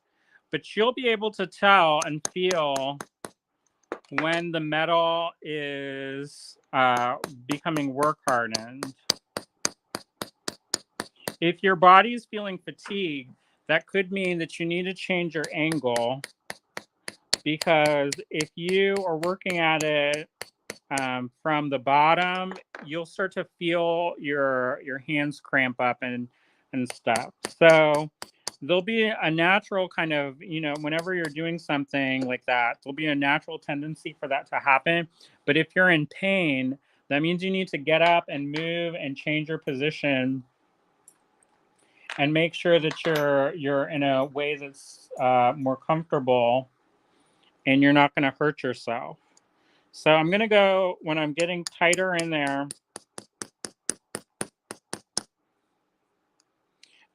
I switch to a smaller bit. so that I could get into those fine curves of the deeper shape. Now, right now, we're doing, I'm just outlining the shape.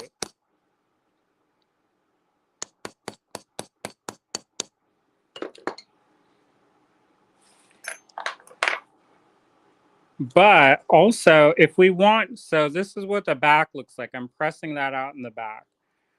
If we want to have a texture, we'll add that now. And I'll put this off to the side. Oh, wow, that landed on the floor. And,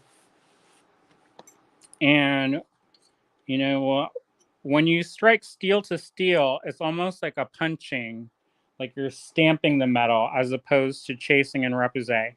But this is chasing when we're doing the surface. And if this is going to be the surface, you know, that's what we have to kind of be mindful of. It's a different sound because you're getting a different effect.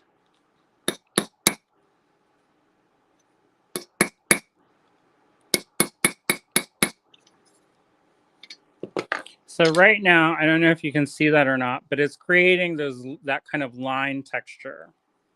Now, whenever you're doing kind of that Eastern repousse technique, one of the things that they're mindful of is that to confirm those lines, you have to go back on the other side with a pushing tool and go back around.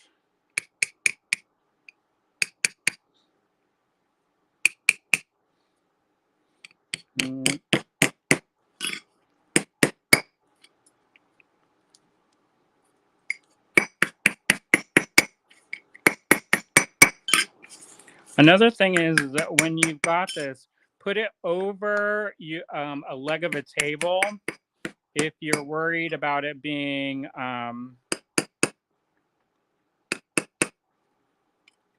if you're worried about it bouncing.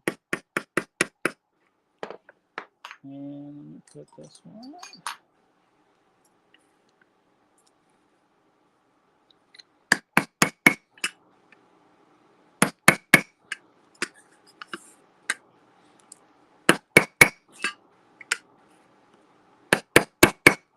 So that's called confirming the line, and that will make that pop out more.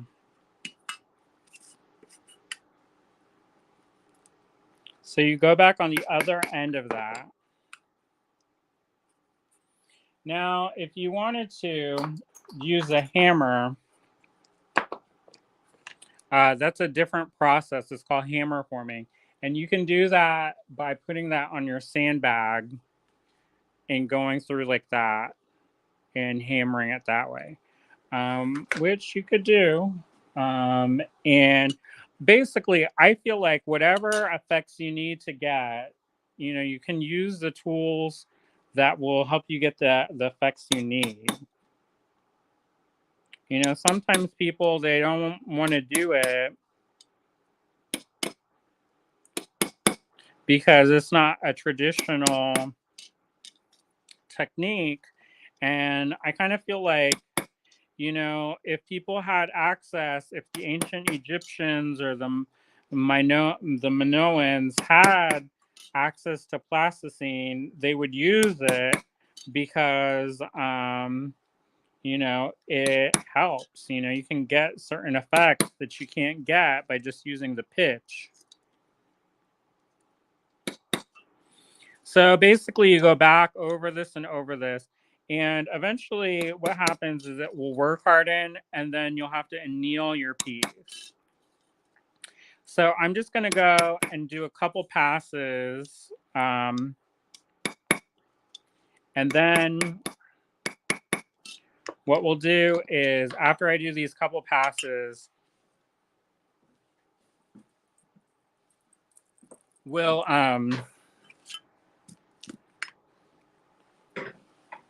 go back and I'll show you on after the video. I'll work on this a little bit more and show you what it looks like.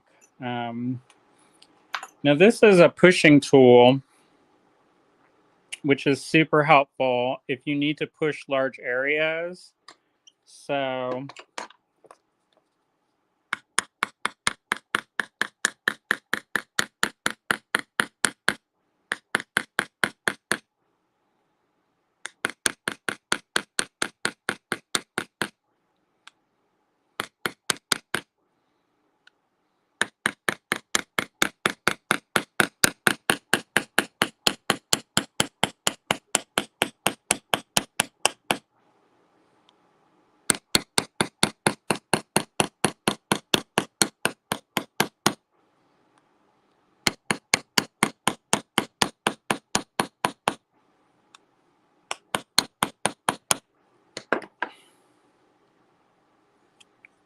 you'll work this.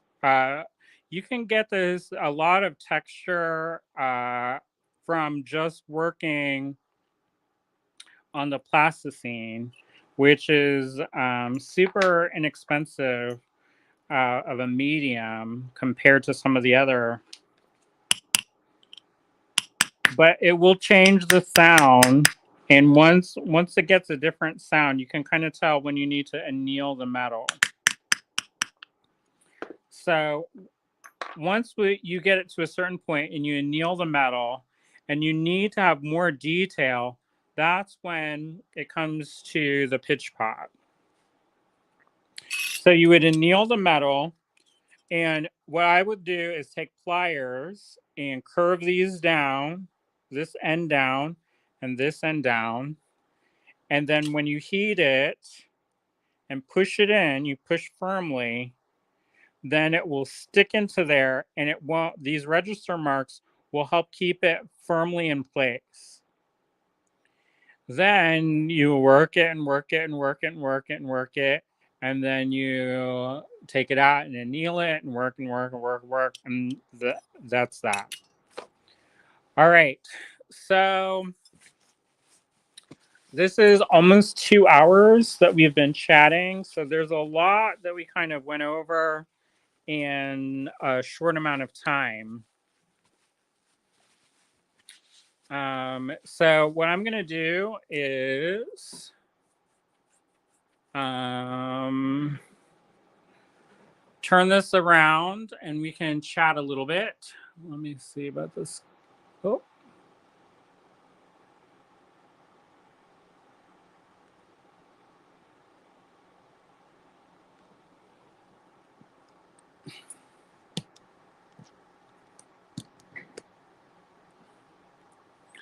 And I'll adjust this. All right, so that was kind of an introduction to chasing and repousse. Like I said, I'm not a super expert at this, so if you want more details, there are tons of resources out there where they go over what I talked about, and they do it in much greater depth. So if you are interested in that, that is an option, and I encourage you to check them out. So Liza Nechampkin, St. Charleston, Nancy, Megan Corwin, all wonderful experts at their craft, and you should definitely look them up. I see lots and lots of comments since I last checked in. Terry says, I love these intensives, so much information. Yeah, I think it's one of those things where this is a technique that has a lot of facets to it and has a lot of tradition. And there is a lot to know about it. But once you know those things, then you can kind of just get to work. I mean, it's kind of like anything, like once you get those technical, cerebral, that information in, then you can go back in and, once you know the rules, you can kind of bend and break them, or it becomes second nature. I also feel like the more you do it, the more muscle memory you have. So, yeah. Terry says Allen wrenches. Those are the L wrenches. And somebody said, Cynthia says, I've been meaning to get a pitch pot after seeing cool Altoid tins stamped with a tooth design. Yeah, so there, depending on the metal that you use, you can do different metals are softer. So, so you could do, like, if there's softer metals like aluminum or thin sheet metal, you can do different things. And there's a wonderful artist named Logan Woodall, something like that. Some repetition of a vowel, and then a D and an L and an E. And he works mostly in pewter, and he teaches online. There's he teaches for Metalworks, which is based out of Massachusetts, and they do virtual ones. He has a couple pieces up in the Food Justice show that's currently on exhibit at Contemporary Craft. I'm super lucky because I'm their artist in resident for their metal studio, so I can go into there and kind of look a little bit closer, which is really fun. But you can, once you have the stuff, it doesn't necessarily take a lot of, like, it's fun to have all the tools, and I definitely am a big proponent of collecting tools because I love tools. However, you don't actually have to have a lot of stuff. Don't tell William that, but you can do a lot with a very little. Terry said, isn't pitch a type of tar?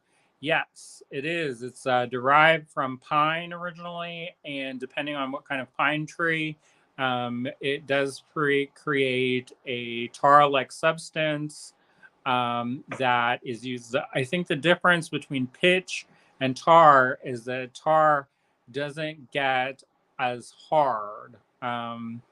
So there's that. Vicky says, what is the pitch pot and the clay for? I've never done this before. So the pitch pot holds your work firmly. The pitch is the medium that you hammer into. You can also use the plasticine, as I showed. It is important that you back your plasticine with a steel bench block. And the reason why is it gives a firmness to the plasticine that you don't necessarily have without the steel bench block. Also, you can roll out your plasticine much thinner, and you will have less cushion. And you can work, actually, as I showed you, directly on the steel to add texture if you want. Diane says, whew, brain overload. This is so interesting. A whole new world, like a foreign language. You are a great teacher. Well, thank you. Like I said, I'm not an expert, so this is something that I'm excited to get more involved with and do different things. So hopefully you will see more work that I've made using these techniques. I've just been really interested in this. I'm interested in a lot of different techniques. So I've been really researching and reading about and watching videos and really kind of deepening as much as I can the information I have. I also want to investigate processes that I can cross pollinate, so to speak. So once I'm finished with my piece in copper, I can then go back and enamel it, which I think would be kind of cool. Robinson, take your brother's. Don't take mine. Maybe Dwayne has some that you can take, but don't. That's a way to have troubles. Cynthia says that I probably have 2. I only have 1 like this, but you can have one of my cheapy hammers. I'll get you one. Sheila says, awesome information. Well, I'm glad you enjoyed. Terry said, I love these intensive, so much information. Normally if you wanted to learn about this, you would have to take a class and pay a lot of money to do this. However, I feel like for me, I want to democratize information. And, there are certain things that I do think, I there are I don't want to say there's paywalls on it, but there are things that are a little bit more advanced and a little bit more technical, and information isn't already out there about those things. And for those things, I kind of feel like, you should pay for those things. However, for information that's already out there, there's probably a dozen YouTube videos on this already. So whether it's me or somebody else telling you, it's the same information pretty much. So Cynthia's like, hit it, you're killing me. So yeah, it is one of those things that once you get into it, it kind of is very satisfying, and you just keep going. Robin says, I'd hit my hand for sure.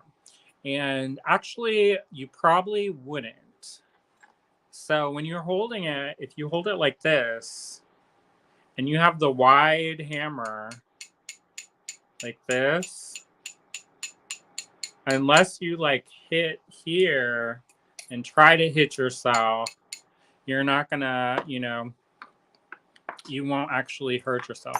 Also, you're not hitting so hard, at least with some, like with the plasticine, you do have to hit harder. And you may have noticed that I switched hammers from the more detail-oriented hammer to a little bit of a heavier hammer, because you do need more force to do it. With the pitch pot, once you get it in there, it has more of a resistance, so you won't need as much force to get that. So I don't think you'll hit yourself as much as you think you will. Cynthia says, I hit my hand every time I use a hammer, it seems like. Well, I mean, the only way to get better is to practice. When I was doing blacksmithing, I actually hit my hand pretty hard with a blacksmithing hammer, and that was less than delightful, so I don't recommend that. But I was getting kind of sloppy, and it really re-emphasized that my hammer strikes weren't controlled enough. And because when I was doing, like when I first started doing blacksmithing, there was like, oh, you need to increase your hammer control, your hammer control, your hammer control. And I was like, I don't know what the hell you're talking about. You're just hitting metal, right? And then I realized that there actually was a little bit, there was something to what they were saying. There was, the way you hold your hammer, if you, there are ways to hold your hammer and to hold it with your body so that you have the maximum control over where the hammer strike goes and how it falls. So it does, once you do it enough, then you can kind of conceptualize it. Cynthia says, is this a technique that lady that makes the hand fabricated bugs and flowers uses? Nicole Ringgold. She does some of this. I noticed on some of the leaves that she does, she uses chasing and repousse techniques, mostly chasing techniques.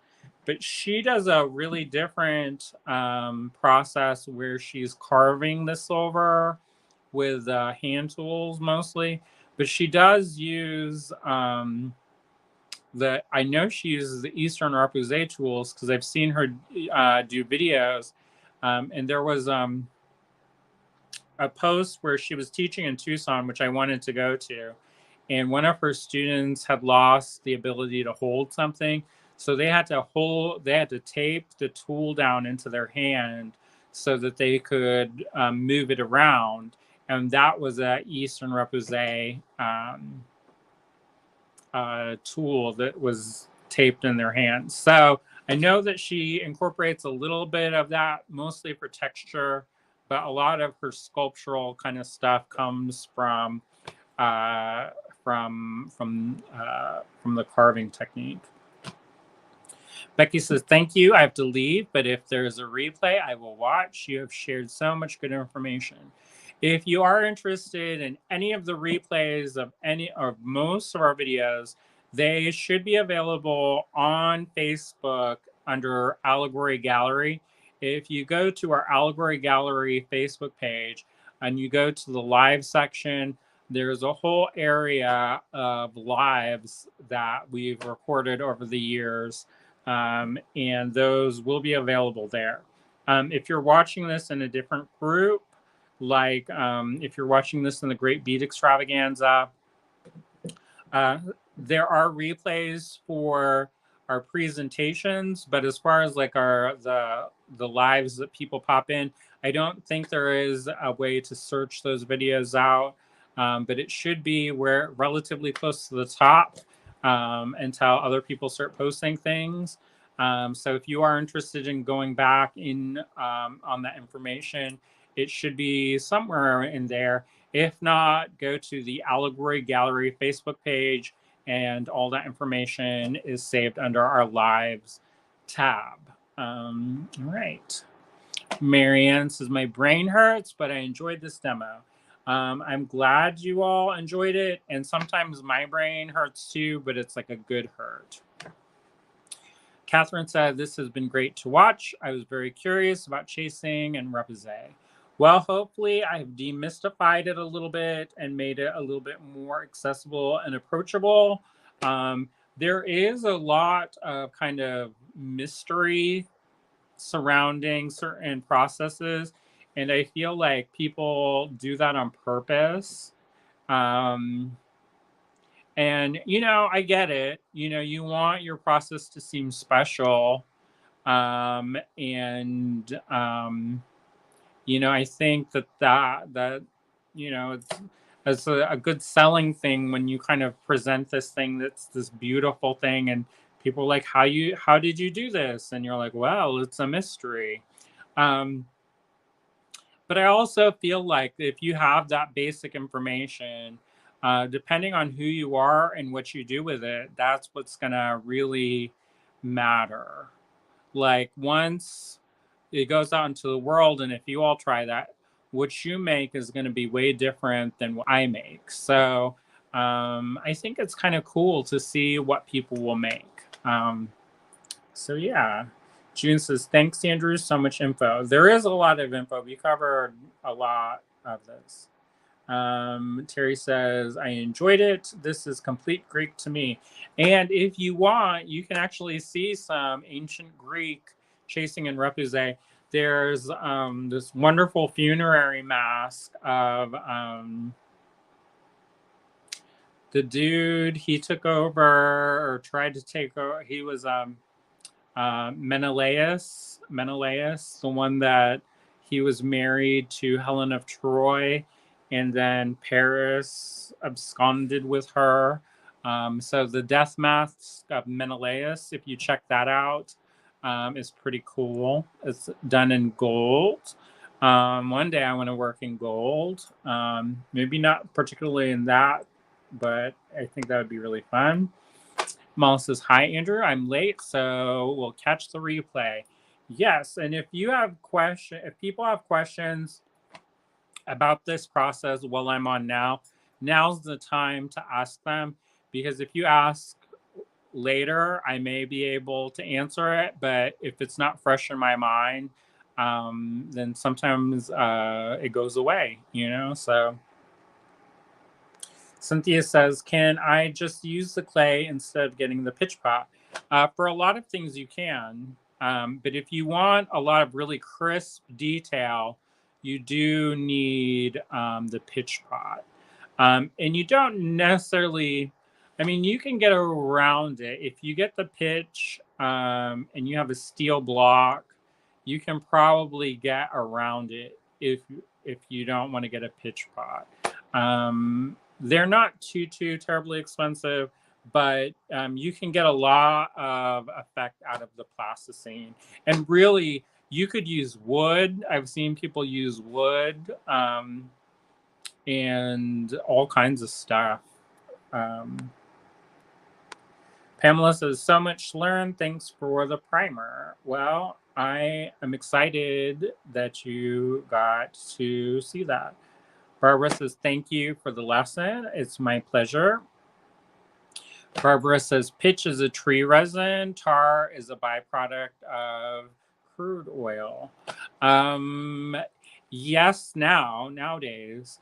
But before there was a petroleum, they would create tar from pine that they would call Greek fire, which is kind of neat. But you're right. The pitch is from a tree resin. They do make pitches that are petroleum based, though, so you do have to kind of look and see, because there are synthetics that they do make. Oops. That is different. Vicky says, I did some copper tooling, but this is way beyond that. So with copper or with tooling, it's a much more complicated thing. There's a hardness scale that goes from straw to red, kind of magenta to blue. And you can tell the hardness because of that. And it's actually an oxidation that happens on the surface of the steel. And that's a way to kind of tell what temperature it is. And you also have to cool it in a very specific way so that it doesn't cool too fast, or if it cools too fast, it can become brittle. So you have to cool it slower. And there's different things you can do with like vermiculite. And they have other, I can't remember the other name of it, but it's a nickel something, and it's basically filings that you can do. If you have soft steel, you can harden that with a different product. And if you're interested in learning about that product, Matthew Chimene, he came out with a book about the art of stamping, and he goes through the process of creating your own stamps out of tool steel and talks all about that. So that's a wonderful resource. And even though he's creating tools that are designed to stamp the metal, really it's just about how you shape your tool so that you can get kind of the effect that you want. Barbara said, you make it easy for us beginners and give us a lot of information at one time. Well, you know what? It's a little bit information overload, and it's a lot easier if you were in a classroom setting, because then you can kind of do it along with me, and then you can kind of internalize that information as we go. But, you know, not everybody can come out to Southwestern Pennsylvania. But if you do, let me know, and maybe we'll set something up. Sheila says, another subject, will you teach how to make handsome bracelets you are wearing? So I didn't make any of these bracelets. Actually, this stamp bracelet was one that my friend Heather Wynn made, Heather Wynn Milliken. When I got it, she wasn't married at the time, so her name was Heather Wynn, and it says, be the change that you wish to see in the world, which is a Gandhi quote. And whenever I go to the store or whenever I come out, I like to wear it as a reminder to be the force of change that I wish to see in the world. And then this one is one that I got in the African Art Village in Tucson. It's Tuareg silver, which is probably not silver at all, but is anyways, there's a nomadic tribe that creates this style of bracelet, and I think everybody in the group who was there has one. So it's almost like our secret decoder ring.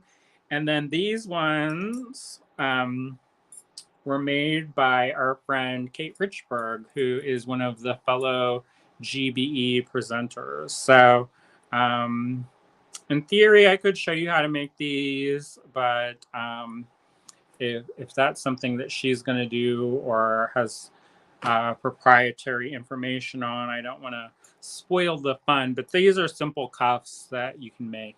It just requires about 2 soldering joints, and that even that you don't necessarily have to solder it. Stimuli says, thanks for all the valuable info. I loved all the technical stuff too. I've always wondered about chasing hammers. Yeah, there's actually a lot of stuff to know. I want to take a class at Touchstone about tool making in the blacksmithing shop. I just need to save up because there's so many classes that I want to take. Terry says, I am ridiculously inaccurate with a hammer. It's not good. Well, like I said, the wide face on a chasing hammer is nice because then you don't have to be as accurate. You know, you have to be within 1 inch of your mark, which I think most people can be if you practice.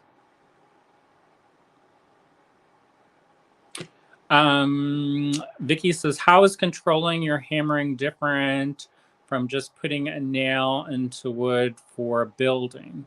So depending on how you strike the metal, it determines if the hammer is flat, if it's at an angle. If it's at an angle and there's a lip on this, it will leave a mark. So there's 2 different kinds of blows. There's a compression and a spreading blow. If you use a flat hammer, it compresses the metal. If you use a round, like a ball peen, if you use the ball peen part of a hammer, it spreads the metal like this. And if you hit it flat, it compresses the metal. So, and also so your goal is to hit it flat, or it depends on what you're doing, but it is so where you're hitting it, it's not just where it's hitting, but it's how it's hitting and how your body is hitting it. Because if you hit it a lot like this, you're going to get shoulder fatigue, and your hammering marks are going to be less precise. They're going to kind of wobble. So if you can get the mechanics of your hammer blows down, you'll have more consistent strikes, and the hammer will fall the way you want it to fall. Terry says, I think they are nearly all on your YouTube as well. Not necessarily. They're on YouTube at this point. A lot of our information, which I should put up the YouTube banner, a lot of the videos are ones that William has done. However, I'm starting to learn StreamYard. So this video, in theory, should be saved to YouTube. So maybe. But there are different places that you can find stuff. Vicky says, techniques are only the tool to your creative impression, or techniques, or those are actually interchangeable, techniques and techniques. Barbara asks, what gauge metal should I start with? If you're doing chasing and repousse, I would recommend 20 gauge copper. And the reason why is if you do it with too thin of a metal, you may be able to manipulate the metal faster with a thinner metal. However, there's a greater chance of punching through the metal. So it's good to have it a little bit thicker. And also, when you're doing this process, you're stretching the metal a little bit. So you want to make sure that you have enough metal to stretch. If you do any kind of if you do any stretching on super thin metal, eventually it will get too thin and you can create weak spots where you can punch through. Now, I just gave you the bare basic primer of how to get start, but it gets even more technical, believe it or not. There's a technique called planishing, which if this is the surface of your metal and this is your metal, and you have a tool, planishing is when you take the flat tool and you're removing the tool marks. So you would take a tool, kind of like this mushroom head planisher, and use that to remove the tool marks. So in some ways you want to add texture, in other ways you want to remove texture, and by planishing, you're removing that texture. When you're doing raising, which maybe we can do a video on raising, I need to get that kind of set up a little easier. Maybe we can do a tutorial on sinking too, because we could do maybe bowl making if people are interested in that. So maybe. So we'll see what folks want to do. Vicky said she is setting her studio to do the metalwork demo. So maybe that's something that she's going to want to do. I bought this through one of our friends who she made bracelets for. So, you know, show support for your peeps. So that's that. All right. So I think that's all for the questions. If you enjoyed this or any of our Facebook Lives or YouTube videos, one of the things that I will implore you to do, please, please, please take a gander at our website. That's allegorygallery.com. There is currently a discount code happening right now until through the end of the week. You can save 15% off of your order using the coupon code TGBE. So you can save on your order, which is it's not a huge, you know, massive discount, but it is some savings. So if you like our videos and you want to show your appreciation for these free tutorials and classes, please show your support by buying stuff. I like to pay my mortgage, so that's how we do it.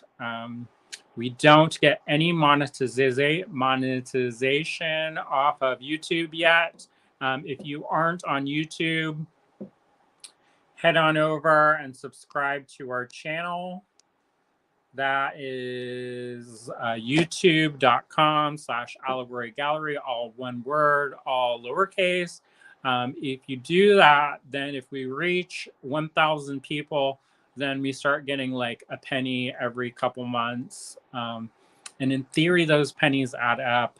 When I was a freelancer, I used to say that it was like being a ditch digger.